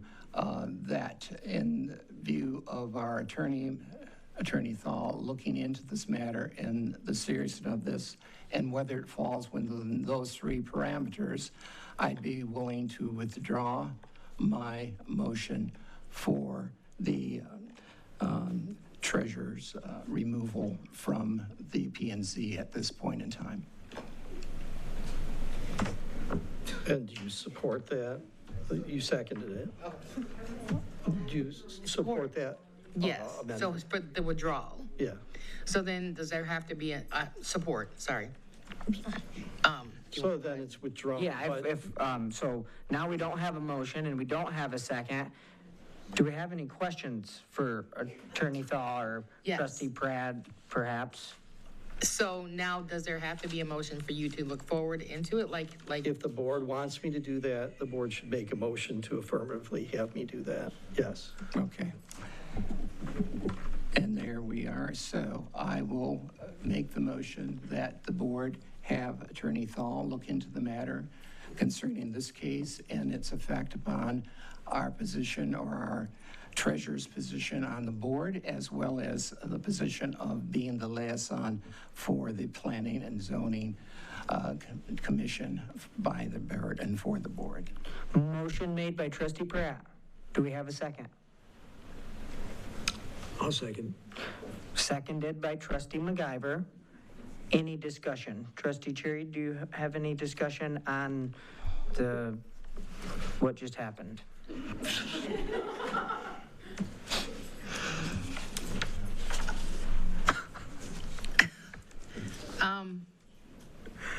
I think having Attorney Thal get involved might clear up or not clear up. I'm not even quite sure at this point, the issue, but I think it would help clear it up or answer any questions. Or, I mean, maybe I'm wrong, I'm not sure. Thank you. We'll keep talking. So thank you very much. Trustee Amos? I personally think it's not necessary. I feel this is a personal attack against the Bloomfields. It has no place for this township on this board, and I personally think that you are to step down yourself as a gentleman here. Trustee Pratt? Thank you, but I will not step down, and we will go forward, but we will go forward with some honesty, which this shows that we do not have on this board. Clerk Beauchamp. Let's just get clarity on it. Trustee MacGyver.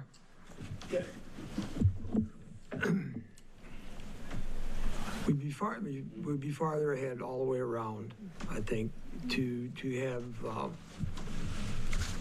Attorney Thal take a look at this and give us the correct legal ramifications, or we'll accept his guidance as being absolute in this matter until we can make a decision and get this cleared up one way or the other. Thank you, Trustee MacGyver. Treasurer Bloomfield, I believe it would be appropriate for you to have an opportunity to speak on this matter if you so wish. All I ask for is the opportunity to abstain from discussion and the vote. Thank you. So we're in the middle of a motion in a second, right? But we're in the middle of that, so we're going to have to circle back, or do we do that now? Our motion to abstain. Right now. All right. So Treasurer Bloomfield made a motion to abstain, and we need support. Support. Is the word motion, or is she asking person? We have to approve her to abstain, but we're in the middle of a motion in a second. So we got a lot going on here, so we're just going to follow Attorney Thal's advice. Trustee Cherry supported it.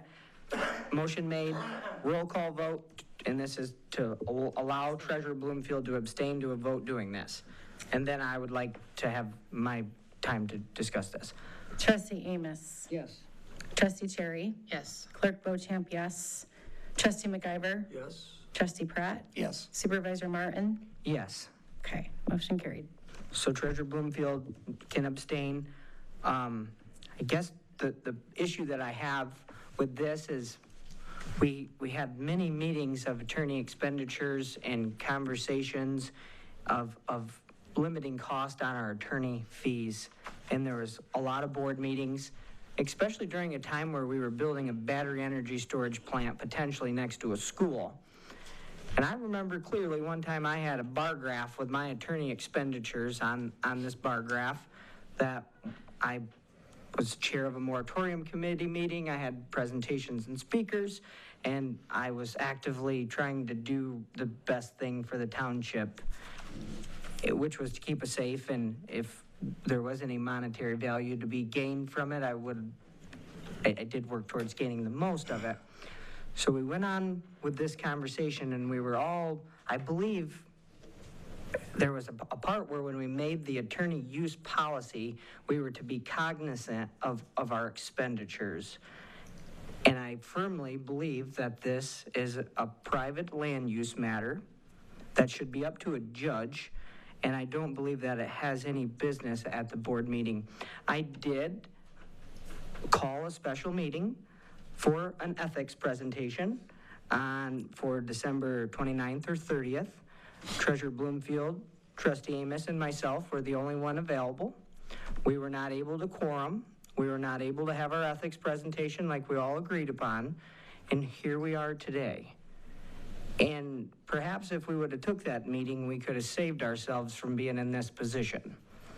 I don't think it's appropriate, and at the last meeting, I thought that with the divisiveness in the community, I've heard it time and time again, and I can see it and I can feel it.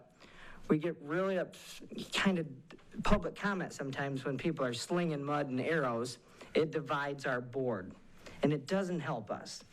But none of us, I believe, are directing comments from citizens. They have the right to speak at the board podium, whether we like what they say or not. Whether somebody would support one of us, like say, for example, somebody voted for me, and then they say really rude things at the board podium. Well, I may not agree with that. Oftentimes I don't agree with that. I didn't ask them to say that.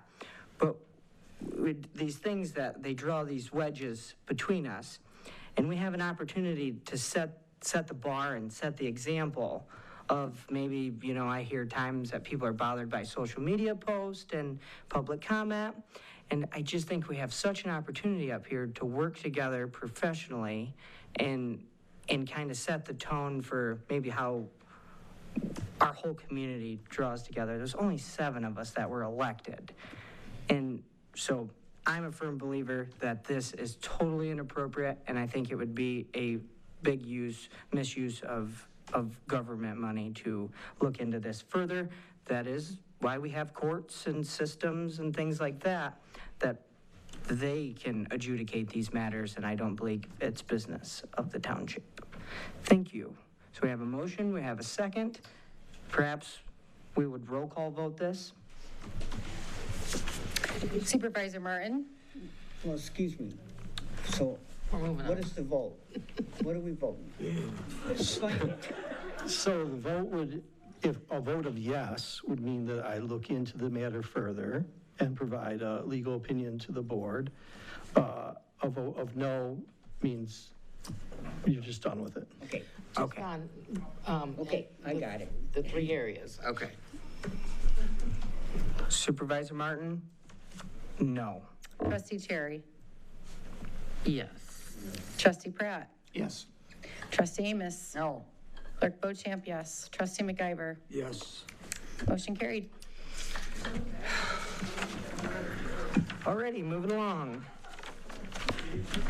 Supervisor, we have DDA appointments. And so there is a Downtown Development Association board, and there are three appointments that are to be made for expiring chairs. This board and these members, they work well together. Larry's a bit newer. He's been recently appointed, and the others have been on the DDA board for quite some time. I'm impressed with all of them. They're genuine, good human beings, and I make a motion that I'm recommending the following appointments to the DDA: Jeffrey Townsend, Evan Kowalski, and Larry Rabbit. Support. Motion made by Supervisor Martin, supported by Clerk Beauchamp. Roll call vote? Supervisor Martin? Yes. Clerk Beauchamp, yes. Trustee Cherry? Yes. Treasurer Bloomfield? Yes. Trustee Pratt? Yes. Trustee McIver? Yes. Trustee Amos? Yes. Okay, motion carried. Thank you. I'm bringing forth appointments to the Planning Commission. This evening, I'm recommending the following appointments to the Planning Commission: Larry Nichols, Amber Lawrence, and Joseph Weinentraub. Both Amber and Joseph were recently appointed not too long ago from vacated chairs in the Planning Commission.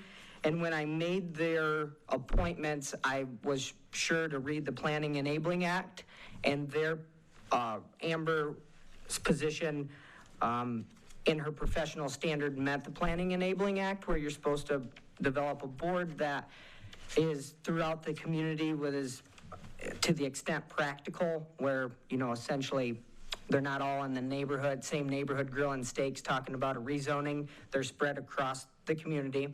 So I took a map, I put thumbtacks out to spread them out. And then I also looked at the Planning Enabling Act is supposed to represent different industries and segments. And Amber Lawrence represented the retail sector, as well as Joseph Weinentraub had a very unique experience. A planning commissioner in another community, a building official, a commercial builder, and also did some kind of building code, building different experience, as well as served on another housing board. I've seen, and then Larry Nichols has in the entrepreneurial segment, and he has served on the board for quite some time. Larry Nichols, also a planning commissioner, is required to serve on the ZBA. And so currently Larry Nichols is the ZBA liaison. And so with that, I make a recommendation, I make a motion recommending the appointments to the Planning Commission for Larry Nichols, Amber Lawrence, and Joseph Weinentraub. Second. Motion made by Supervisor Martin, seconded by Trustee Amos. Do we want to have any board discussion? I'll start. Recently, we had some training that the township paid for, and these planning commissioner members were able to attend multiple segments of training. And being that Amber's and Joseph's term hasn't really been too long, and they recently just went through multiple trainings, I think that it would be good financial use of our dollars to continue them on, other than they've done a great job. And then they're very familiar with the battery energy storage project that we have, as well as that will likely have a site plan come in, and they served on the Planning Commission, as well as they were part of the joint moratorium committee meetings. So I think they're really familiar with business, likely one of the more contentious pieces of business that we've had at hand. As we've seen, this board tonight just denied the Redwood rezoning, and the Planning Commission recommended it. And there was individuals that didn't recommend it. Joseph and Amber did not recommend the rezoning, and Larry did. I think it's important that on a board, we're not all going to agree, and it's not going to be a 7-0 vote every time. And so what I've seen from the Planning Commission is that they can agree to disagree, and they can walk away from the meeting and come back cordially together. And as far as the Planning Commission goes, I felt like they've worked good together. And we have 3 appointments in front of us, and there's 7 total. And so those 3 individuals represent a different segment to match the Planning Enabling Act with all 7. Trustee Cherry? I believe the 7 of us can also come together if the pitch. This was only pertaining to the Planning Commission. It didn't come out, though. I mean, we all have that ability. We do. I mean, you mentioned it, Keys, you mentioned it, and you mentioned us too, as well. So I was bringing just strictly talking about the Planning Commission. No. Just so you know. Yeah, it's all good. No, but I have no discussion on them. Thank you very much. Trustee Amos? Yes, I've watched these meetings and listened to them, and I think they've done a very fine job, and so I agree with you. Thank you, Trustee Amos. Trustee Pratt? Nothing at this point. Thank you, Trustee Pratt. Clerk Beauchamp? Ready to vote. Trustee MacGyver? I'm all set to vote as well. Treasurer Bloomfield, from working with these individuals, do you have any comments, anything you'd like to say? We have a great board that works well together. And we may not always agree, but we always talk about it. And like you said, when we walk away, if we don't agree, we all still respect each other and come back and continue to work together. And these appointments, I'm proud to work with these people. I learn a lot from Joseph and from Larry. They've been around a long time, served on these boards a long time, and they're valuable. And Amber is somebody who really works hard and does her homework before she comes to the meetings. Thank you, Treasurer Bloomfield. I just want to make it very clear. I was only talking about the Planning Commission. There was no jabs at any of us. Okay. And we're going to work good together too. along the way. And so just pertaining to the Planning Commission, that's what I was talking about. Does anybody have any questions? Attorney Thal, do you have anything to add about the Planning Enabling Act and maybe any advice on board appointments? Not really, no. Thank you. So we have a motion, we have a second, a roll call vote? Trustee MacGyver? Yes. Trustee Amos? Yes. Trustee Cherry? No. Clerk Bochamp, yes. Supervisor Martin? Yes. Treasurer Bloomfield? Yes. Trustee Pratt? Yes. Okay, motion carried, 6 yes, 1 no. Thank you. Okay, so we have the emergency sirens for discussion. Recently, we had a presentation from American Signal. He has been wanting to ask me where we're at, and there's 7 of us as a board, so I haven't told him other than maybe we'll have some future discussions. Maybe next time we could put together a packet with, I asked for some more information like videos and links of like sound. Can't really go to a community and say, hey, I want to see your sirens and blast them off so we can hear them. So he's got links and different things, and so he's going to provide us some more information. It was $264,411 for 10 of them. That puts it at $26,441 per siren. And I just wanted to just quickly mention that that was a different type of electrical current that would hook up. I believe Dean was at DC current.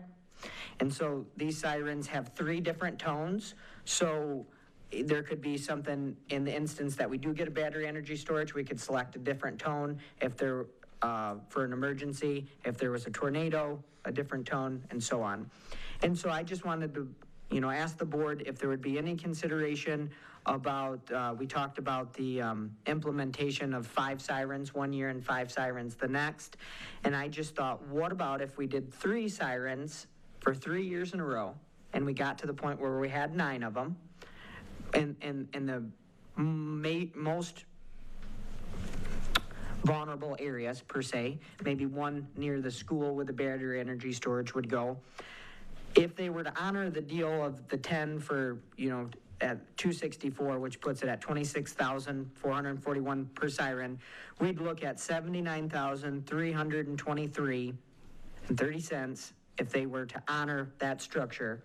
And so, not looking for any action this evening, but perhaps we could put this in the agenda. Maybe we could get Brett's input on seeing if this would be feasible and where that would put us at for numbers. And I just thought maybe instead of doing it in 2 years, we did it in 3. And then for maintenance and things like that, maybe having them implemented at different times would help stagger. And we could see potentially how 3 go. Supervisor Martin, I do have a question. Yep. What was put into the CIP, I believe, was the West Shore Services quote, which is not who you are referring to now. You're referring to American Signal Company. So I don't know if we want to amend the CIP to reflect, if you're leaning more towards this company, then perhaps we should amend that so it's clear in the plan. I was not to that point yet. Okay. I was kind of thinking, just getting some ideas and furthering quotes. Okay. From that presentation. And I didn't know, because of that motion of that, how locked in we had to be to just that company. So that is beyond what I know. I just wanted to further provide information, and perhaps maybe we could ask West Shore if they have a DC, another offering, and then maybe that would simplify things. Treasurer Bloomfield, thank you, Clerk Bochamp, I appreciate that. Do you have anything for us? Trustee MacGyver? No, no, I don't. Not yet, anyway. Thank you. Trustee Pratt? Not at this time, thank you. Trustee Amos? I would have a question. I heard a comment from someone a while back, and they talked about the service. Has anybody contacted townships who's had these sirens and found out, how's their service after they once get them in? Has anybody asked that question? I did, and that's part of the YouTube links and videos, as well as testimonials, because I would really prefer to go see them in person, since this is nearly 300,000, but it's kind of, it's a difficult thing to go and see and hear at a township to ask them if they will sound their sirens for us. So he said the best thing that he could do would be to provide videos, and then I'm waiting for a list. And that's, I just want to start the discussion, continue it on, what have you. I would like to see some testimonials from townships. It would be good if we're going to have them to pick the best ones. Thank you. Can I add to that? Yes. Sorry. I think that's a really good point that Trustee Amos made. Perhaps even beyond testimonials, if there is a jurisdiction within the country, not even necessarily our state, that they've worked with, if we could have contact information and ask them, because it goes beyond just what does it sound like, but how is their service once they're installed? What is their maintenance like? What is, what's their experience with that? And I think that's an important piece of that too. So that's a good point. I would be glad to do the homework if the board showed some interest. That way I wouldn't be barking up a tree if there was interest to continue on to kind of look into it. And no decisions need to be made, just discussion and further looking into the matter. Right. Anything from you, Trustee Cherry? Yeah, I just had a question. What other projects do we have under CIP? I mean, is this the only one? Superintendent Hess? No, we have some park projects that were under CIP. I think 2 were in their budget to finish the where the pickleball courts are up in Neal Street Park, and then to do some fencing there. And then they had some CIP wish list, but we never decided on anything like that. Like major. It was the rip raft that you right here that's falling apart at the park. That the what do you want to call it? The little bricks that are put together. That's and where the bowl launch is. Okay, So. I was just curious about that, since that's where we put the sirens. I wonder if it'd be helpful to put the CIP list in our next agenda packet, just so everyone could take a look at that. Absolutely. All right. And then maybe from then we could take all the quotes that we've gotten, and then maybe some of those testimonials, do a little homework, and kind of put together a further packet. Thank you. Superintendent Hess, the 2026 sheriff contract? Yeah, as I discussed, I was going to meet with the board members kind of individually because the sheriff, if you see in the letter, they actually had a new contract that they were trying to impose on us, but since we have a millage and our millage ends at the end of 2026, I talked to the sheriff and said we weren't in a position to fund their vehicles, because that's kind of coming around where the administrator at the county wants the municipalities who do service with the county now to pay with the vehicles. So Sheriff Fuller was kind to say we'll honor it through 2026 because it kind of mirrors our millage. And then going forward, I'm working on a survey to put out the needs and wants to the residents to see, because we're going to have to decide on some language to put on to fulfill, to continue the police millage.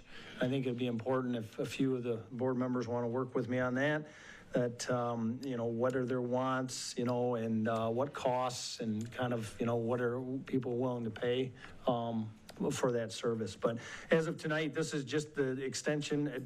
I'm not sure why we never did a 5-year, but the sheriff always just did 1-year extensions, and I think it was because some of the union contract pay went up on certain timeframes, and so this is the same exact contract, just extended through 2026 for our sheriff's contract.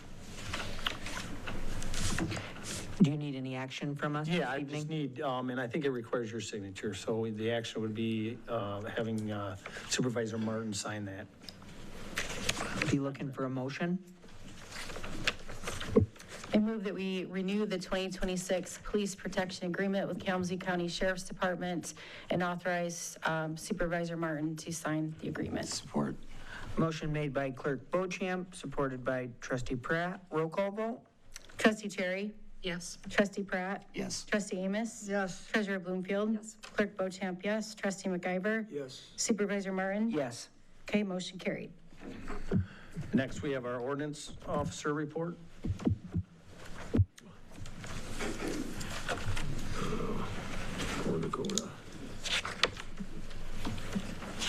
Good evening. So I got December's and then the whole year of 2025. For December, gave out 15 warnings. We had 29 complaints. 19 of those got corrected, and we ended the month with 13 open cases and 1 private property cleanup. So that was a pretty slow month for me. Year total, this is only from April when I began. I unfortunately didn't have access to the other ordinance officers' cases. So for 2025, we had 301 cases. I wrote 54 citations, 9 parking tickets. To compare it to 2024, they only did 160 cases, so I almost doubled that.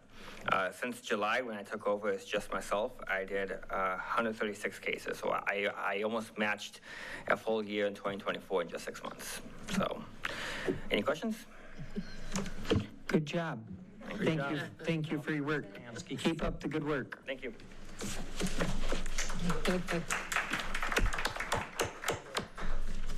All right.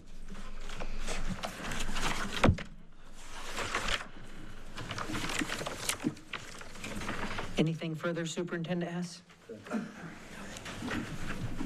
We have reports. We have the November 2025 CABA reports, November 2025 Sheriff's reports, November Bockham, Thal, Sieber, Kaufman, and Coaches PC invoice. We have bills paid December 18th, 2025 through December 31st, 2025. Informational future action items are FOIA requests. And Attorney Thal, were we going to address a FOIA appeal?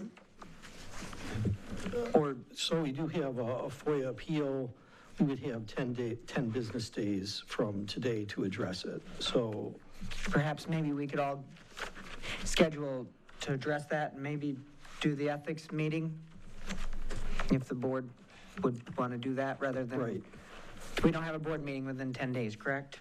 We do not have another one in January. And we all have to be here for it. Well, you have to have a quorum for it. For the appeal. For the appeal, Yeah. okay. Would the board be in support of doing the ethics meeting and the FOIA appeal? Do 2 things at once and? Hopefully. Can we all make a commitment within 10 days so we stay within compliance? 10 business days. 10 business days. Oh, today? 10 business days from today. I am game on, I'll be here. We just need 4 of us. Yeah, I have to check my schedule before I can commit. I don't want to say yes and then not be able to. Yep. Can 4 of us make sure that we're here regardless within? What dates are you looking at? It might be best to have some days that we could take a look at. I'm all for it, but. Yeah, I just want to make sure before we leave this meeting this evening that we'll be able to have 4 of us within 10 days so we can be within compliance. So sometime within this week and next week. Yep. I would suggest this time next Monday, but there is a parks meeting in this room, so it is not available. Does anybody have any availability this week? What about Thursday, the 8th? Since our planning commission meeting was canceled, the room should be available. This Thursday? Yeah, I can't. Yep. So maybe we need to start with you, Attorney Thal. Could you give us some of your availability so we could maybe spare Clerk Beauchamp the time of having to get a hold of everybody? Let's see.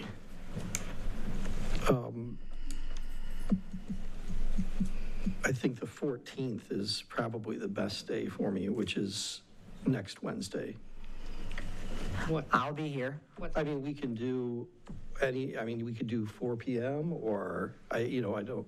Can we do like 4:30? Or 5 or? Needs to be later so our residents can be here. Okay, so. 5? Yeah, I don't have a meeting that day, so that's. Wednesday, the 14th at 5 o'clock. Anyone needed a little later to accommodate schedules? That would work out that day so far. Treasurer Bloomfield, can you make 5? Or do we need to do 5:30? I think 5:30 would be better for our residents if they'd like to attend. Attorney Thal? That's fine with me. Board, can we do 5:30? On that day? You said, what day was that, the 14th? 14th. All right, 14th, 5:30. We'll be here for a FOIA appeal, and we're gonna have our ethics workshop meeting. So that moves along through FOIA request. On to public comments. On agenda and non-agenda items, a citizen may state their name and address and may speak only one time for no more than 3 minutes. This time may not be given to another citizen to extend their time. The person speaking has the floor. No other citizen shall speak during someone else's time. During this time, you'll be making statements to the board without discussion from board members, but you're welcome to make an appointment with the supervisor or superintendent to discuss your comments further. Their contact information is located by the door. Please keep comments clean and respectful. Karen Height. This really bothers me that Trustee Pratt went after our attorney, previous attorney, for how much the bills were. Yet now he's requesting that we spend more money on our attorney on something that I, and from what I have heard from the crowd, do not believe is a township issue. It was a land deal, private issue, not township. He didn't read the final judgment where Treasurer Bloomfield paid the taxes on that property for 13 years. So her counterclaim was supported by Judge Bell, that yes, the condition was the property would be turned over to Mr. Sutterfield or whatever his name was, once he paid back what she paid in the township taxes. So this township, the only thing that it has to do with the township is the fact that she paid the taxes on that property. Nothing else has to do with the township. Once again, I believe, and I will stand by it as God is my witness, that this is a witch hunt. And Trustee Pratt, I think you're the grand wizard behind this witch hunt. I can't even fathom why you would go after somebody like that when it was none of your business. You seem to think it is, but nobody else does. Thank you. Thank you, ma'am. Hello, my name is Jessica Vetter. I want to sincerely thank all of you for the time and effort that you took during a very tumultuous time. And I was wrong. Maybe you were all able to look at this a lot more. It feels very different coming from this side sometimes. But Ms. Cherry, Mr. Amos, Ben, Ms. Beauchamp, Mr. McIver, Sandy Bloomfield, thank you so much. Mr. Pratt, you showed your whole rear end tonight. I don't know how else to say it. You are a ridiculous person who does not deserve to be sitting on this board. I've been watching for so long, and I've been here you know, really participating, and I'm going to continue to participate because I really feel like it is necessary that we have people who can articulate and aren't really afraid to speak. And it seems like some people get really nervous too, for a lot of reasons, obviously. I mean, it's nerve-wracking. We're on TV. You guys know my address. I've said it a lot of times. I've lived a lot of lives. I'm from New York City. I've run a multi-million-dollar company. So I've worked with boards. I've been the boss of many boards. And if I was your boss, I would have fired you many, many times. You need a lesson in decorum. Please go to the ethics meeting. I beg you. It actually should be a requirement for you. Everyone else, thank you so much for your time, your patience, your decorum. You've been really, really lovely on this situation. And thank you for your time. Again, Mr. Pratt, you need some serious help. Thank you, ma'am. Hi, Tammy Keeler. I want to thank Ms. Sherry for saying that about low-income housing, because we really need it. I have a lady living with me right now. She can't even afford, you know, her personal needs hardly. And that 15, man, that we need more low-income around here. Not Redwood. Okay. And on another note, I think Mr. Hess should not be involved until he takes oath on this board. He should not have any access to documents or anything until he takes an oath. This was through Randy Thompson before Ben took place.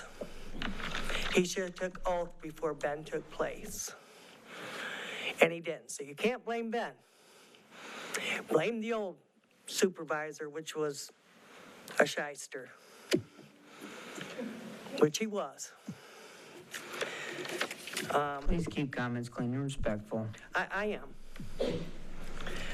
But anyway, Ben had nothing to do with you taking oath, and you should have known better. You should have took oath a long time ago. Please make your comments to the board. But anyway, and this attack on Sandy, did you read December 15th, the thing from the judge for Sandy? Bet you didn't.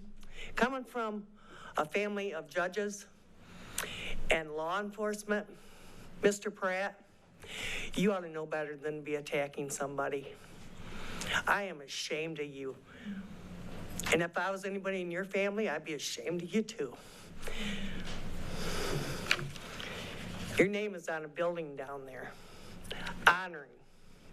I don't know if he was your grandfather or your father. You ought to be ashamed of yourself. And you ought to step down. And I will say that. Now, I thought, you know, Miss Sherry was bad, but boy, you take the cake. You really do. I think she's made up for a lot, but you're just bringing yourself down, down, down. And you think you're gonna get voted in again? Wrong. Thank you. Thank you, ma'am.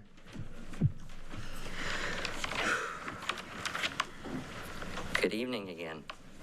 At our last meeting, Trustee Pratt said he was trying to add clarity. He claimed he doesn't go around picking on anyone or pick on people just to pick on people. But then he questioned my judgment, called my behavior a red flag, said I tend to attack instead of inquire, something he's seen in person apparently on Facebook and everywhere else. And he brought up old incidents like shout-outs during discussions at board meetings and past boards, comments heard while he watched me on TV, and the time I spoke as a citizen wearing a t-shirt that he called totally inappropriate and visible to the entire public. He even said that that kind of behavior wouldn't be tolerated in a military setting, and some veterans have an easier transition back to civilian life than others. I just have one question, Mr. Pratt. Did you serve combat or did you not? Because to question someone that did serve combat being someone that didn't is kind of points at your integrity. I've already stood right here at this podium and admitted the t-shirt was wrong, apologized for it, and taken full responsibility for it. It's disappointing and honestly, it's sad when one veteran attacks another veteran's transition back to civilian life like this. Questioning their mental fitness and character over things I've already owned up to. Everybody's transition out of the military is different. It depends on what you did when you were there, what you went through. I spent nearly 28 months in a combat zone, 2 tours in Iraq, with a unit that earned the Army's second highest award for heroism in combat. What I experienced over there taught me how to stay calm when I see things get tough and speak straight even when there's chaos all around me. So when someone tries to boil down that service and growth I've shown to just a red flag, it really says more about them than it does me. The public deserves straight talk and the same standards for everybody. That's why I've shared my record. Accountability matters. I've never claimed to be perfect, and I won't start now. I will keep speaking up as a citizen, clear, direct, and without apology. That's what real leadership looks like. And if you still think that looks like a red flag, maybe you've forgotten what an actual red flag looks like. I'll also note that the comments or the report brought up for Sandy was given out via FOIA 25-0-104, yet that's not in any agenda packet. For some reason, that specific FOIA from a husband of a trustee is missing out of the agenda entirely. Kind of seems picky to me. Have a good night. Thank you, sir. Shirley Amos, 1172 Marybrook Street. Just want to remind the board, the current school bond indebtedness is $101 million. And the school board may again try to pass another bond because it failed in the fall of $31 million And the additional interest on that would be probably somewhere between 50 and 60 million. With the current bond, we will be in debt $160 million. That's just for the school. So just think about the fire department and all of our indebtedness, and I just want to make mention of that. Thank you. Thank you, ma'am. Good evening, I'm Smith. I'm going to say something. It's not the role of the government to keep the citizen from falling into error. It is the role of the citizen to keep the government from falling into error. People versus Dowd. 18 U.S.C. 4 is misprision of a felony. That is a federal law statute that means if you are made aware of possible illegal or criminal activity and you don't do anything to report it, you're guilty of a felony. The oath issue, that's been brought up by numerous people. You guys have been given notice. Also, the township, well, I think Mr. Thal had good intentions. I think he's misguided, and it's gonna blow back, and it's gonna cost the taxpayers if you guys don't correct it. Using township funds to direct the township attorney to examine or involve themselves into a private civil lawsuit that's already resolved. There's no appeals, there's nothing else that can happen. A verdict has been reached. Where the township is no party, it has no jurisdiction, no statutory authority, constitutes an unauthorized expenditure of public funds. This falls under the public purpose requirement and exceeds the lawful scope of the township attorney's authority and represents misappropriation of government resources for private benefit, and that is a crime. So you guys have just been put on notice for criminal activity that is going on in here. You guys have also been given the statute, the federal statute of 18 U.S.C. 4, misprision of a felony. If you guys don't knock it off or do something about it, even you innocent people could be tied up in this because of some of the stuff that the not so innocent people are dragging you into. Mr. Thal, I think you have a good intention. I don't think that you meant Please ill direct your will. comments to the board. I'm sorry, I know Mr. Thal from another meeting, so. But I don't think he had ill will, but I really think you need to rescind looking into this because you are crossing that. And you are also, they are asking you to act as a private investigator against one member on the board. You are to serve the entire board. The Please minute direct that your you comments to the start, board. the minute that you start delegating certain duties towards, for, or against a certain board member or faction, you have become conflicted and must recuse yourself. Thank you. Thank you, ma'am.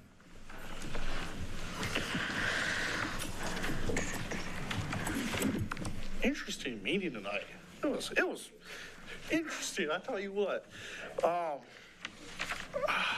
John Charlie, by the way. I just, sitting back in the corner, I was reading some stuff on Facebook and everything, and it's bothered me that we as people sitting out here just are amazed by what's going on by the board.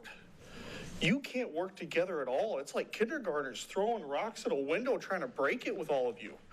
It's sad. Someone watches this meeting, they want to move to Comstock into a Redwood subdivision. They watch this whole other thing. You think they want to move it in Comstock Township? They're going to look at Kalamazoo Township, city of Galesburg. They're going to look somewhere else to move. They're not going to move here. Our public schools are failing and our township is failing right now. What is going on? We got board members' husbands posting horrific stuff on Facebook, in my opinion, but we should not harm this board member because it's not her doing. It is her husband's. Then we have another board member and everything like that calling out other board members and then was supposedly worried about paying the lawyer fees, but then we're going to take taxpayer money and pay the lawyer to do something stupid, in my opinion, and most of our opinions out here too. You know, it's just mind-blowing again how us as people out here feel like a lot of us could run the township better than any of you. You know, it is sad. I wish I would have campaigned more because I could have been up there, actually made a difference in everything like that. You know, but at the same time, I'm like, I wouldn't want to be up there because I'm just being made a fool every Everyone sitting up there, the lawyer, all the way to the superintendent, is just being made a fool of right now, and it's sad. We need to get our stuff together. I'm not going to use the bad word, but we need to get the stuff together in this township. Stop worrying about personal stuff. Stop worrying about what's being posted on Facebook. Stop worrying about what's going on in court. Stop worrying about all this stuff and matter what's in front of you. You have a huge township to run, and if we keep fighting at each other, trying to recall each other, trying to do all this stuff, how are we supposed to work? You cannot work together at all unless you find a common ground. It is just mind-boggling. I think one common ground we can do is you need to salt that parking lot before someone slips and falls. It's pretty sad that you're paying a lawyer $1,200 to sit in a meeting, but you can't use a couple bags of salt out there and salt the parking lot? I mean, come on. You spent money to salt the parking lot and to go to Site 1 to buy salt, and you guys spent way too much if you bought a pallet of salt. I get it for about $450. I don't know why you spent almost $700 on a pallet of salt. Someone needs to figure out what Site 1 is doing to you. Thank you. Thank you, sir. Waste my money more, I guess. Come on. Any further citizen comments this evening?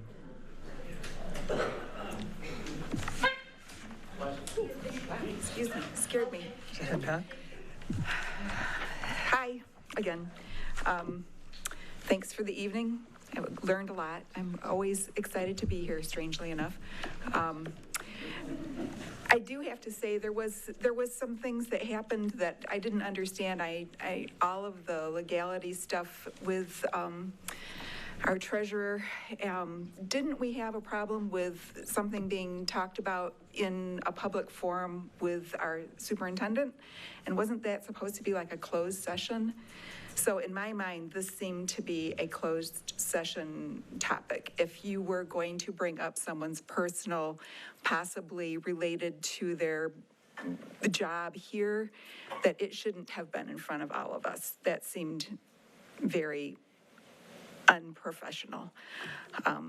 Maybe I'm wrong, maybe this is how it's supposed to happen, but it didn't feel right. So just so y'all know. Other than that, the last speaker talked about how things weren't good in Comstock, but I want to say things are really good in Comstock. There are so many good things here. Our new STEM school, which is going to be amazing, and that's something that will bring families and kids that we need those houses for, not necessarily the apartments. And we have, if you haven't gone, and I don't know if you can just drive through landscape forms, but you know they're putting on a 300,000 square foot addition to their property. It is amazing. And I'm an old employee, and so I can sneak back there and see what's going on. But it is amazing. And those jobs, those are real jobs. They're really going to be here in our community. They still believe in Comstock. This is important to remember. We have the KRESA, the Connect, Career Connect, thank you, is a fabulous building, and the things that they're doing for kids in our area, it's an amazing thing. So we do have good things. We need to be strong. We need to be brave and figure out the best ways to go forward, and we can do it. I know we can. We're all good humans. Thank you. Thank you.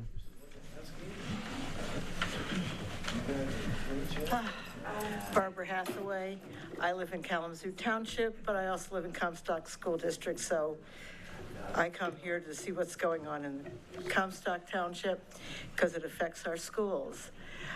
This has been an interesting meeting. I'm glad I stayed till the end. And really, I have only one thing to say. Let he who is without sin cast the first stone. Thank you, ma'am. Thank you. I'm Pastor Jeffrey Townsend at the Greater Joy Church on Kings Highway. I love Comstock. My son and daughter graduated from Comstock probably about 25 years ago. And we just like to say thank you. Larry and I, we're the member. I'm the vice chair of the DDA board. He's one of our members, Larry Rabbit. And so we'd like to say thank you for allowing us to serve again on this board, and we will serve with integrity. Thank you very much. Thank you both.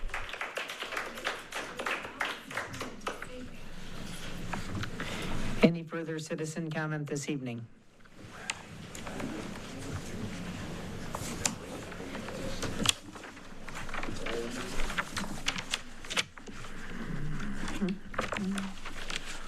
If there are no further citizen comments, moving along to members' comments. Trustee Cherry?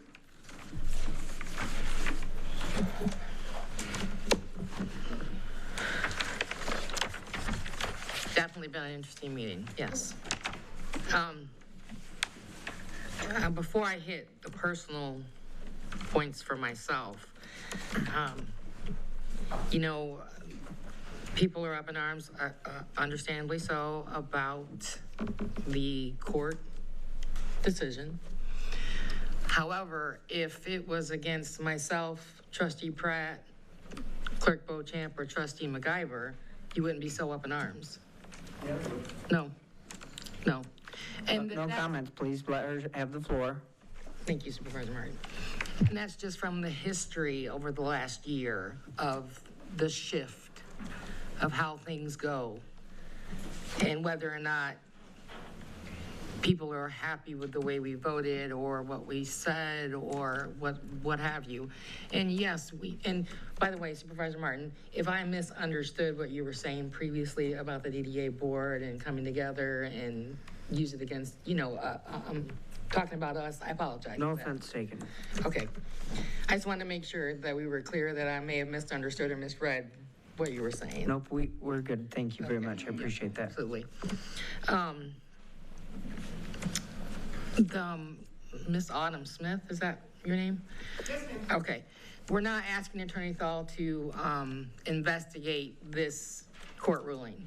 The motion on the table was to remove the treasurer from the Planning Commission, and he said she had to hit one of 3 points, or all 3 points, is it one of 3 points in order for that to happen. That's what he's gonna do, not investigate the court ruling. No. I don't know that we should start a dialogue back and forth with just member comments. Sorry. Yep, Yeah. no problem.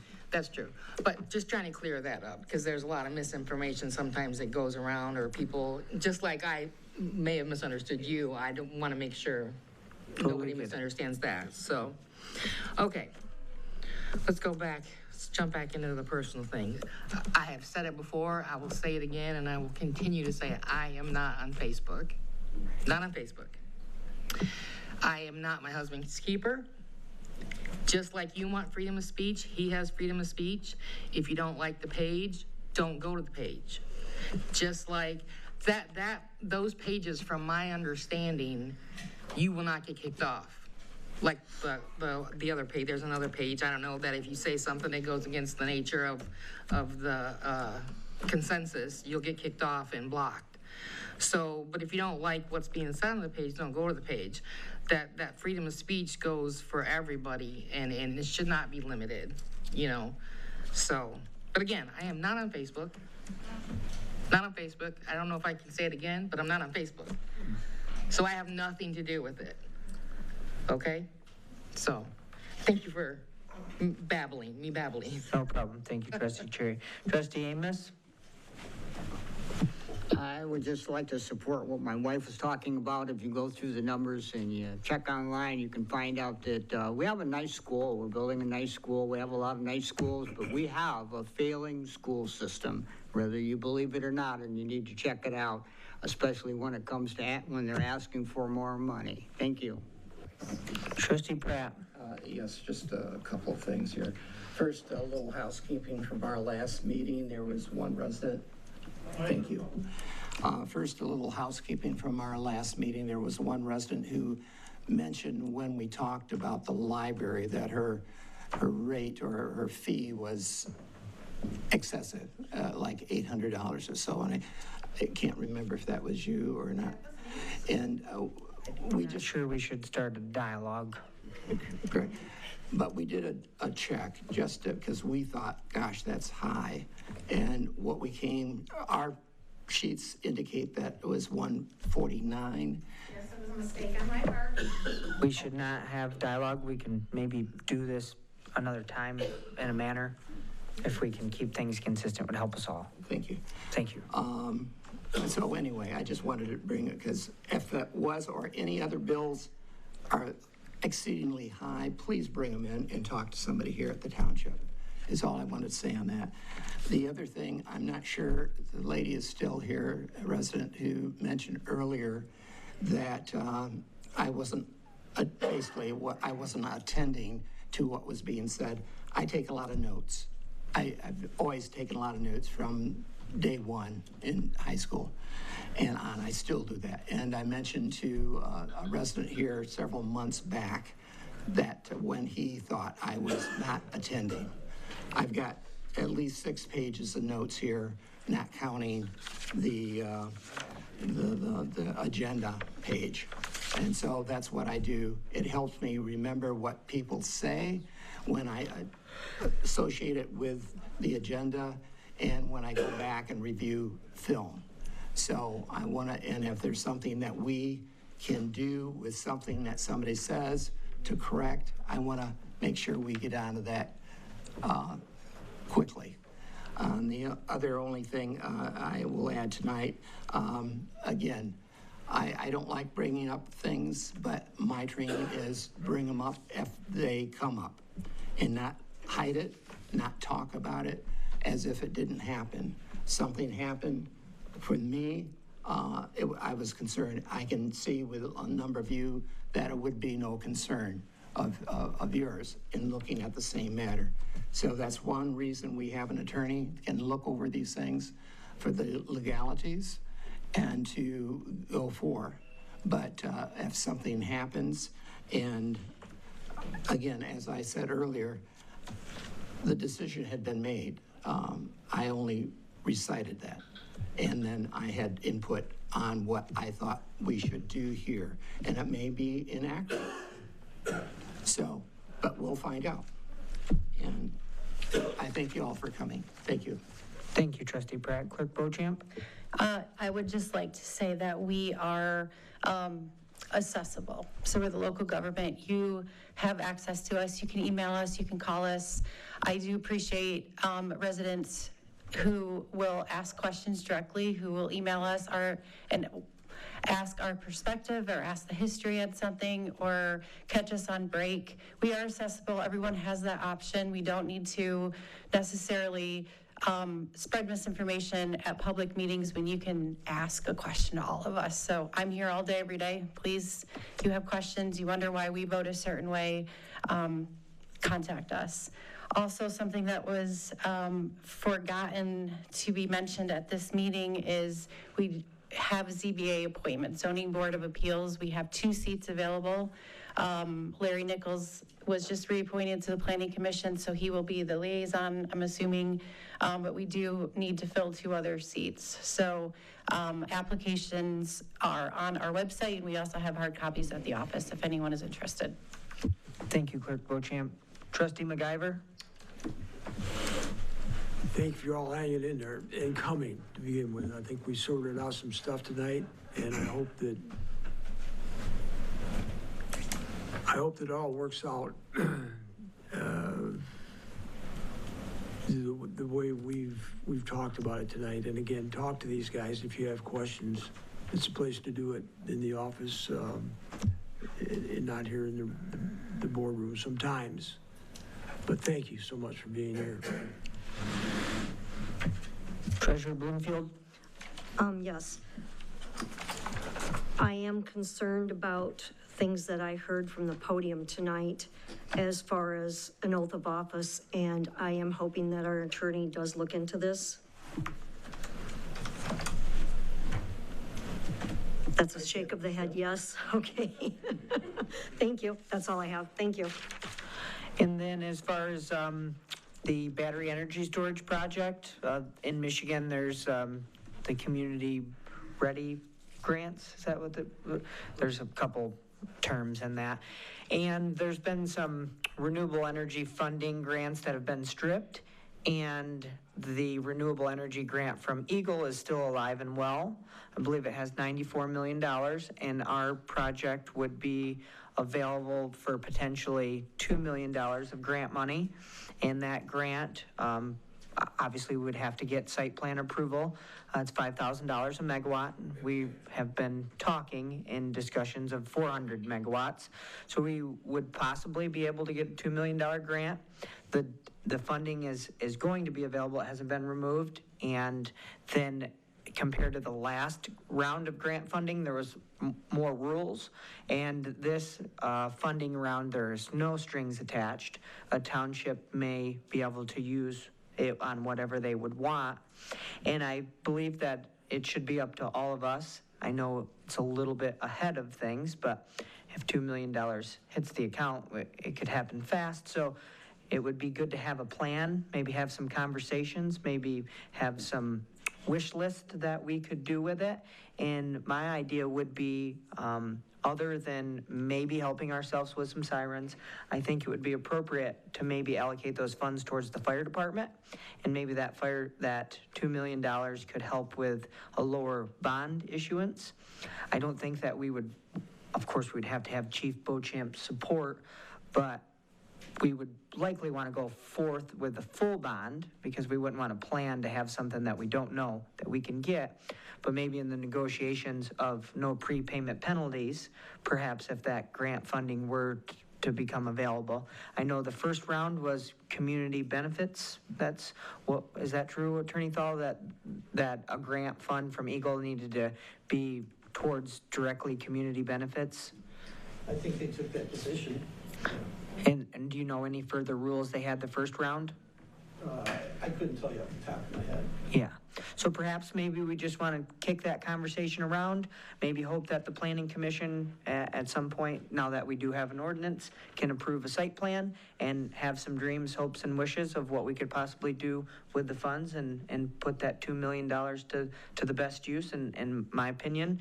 If we can find a way to buy sirens at a different matter and then potentially allocate that to the fire department, lower their bond issuance, maybe help them pay that down faster, then long-term, we could help them keep the commitment of not raising any further millages to help with things. So if there's no further member comments, this meeting's adjourned. Remember. Yes, thank you.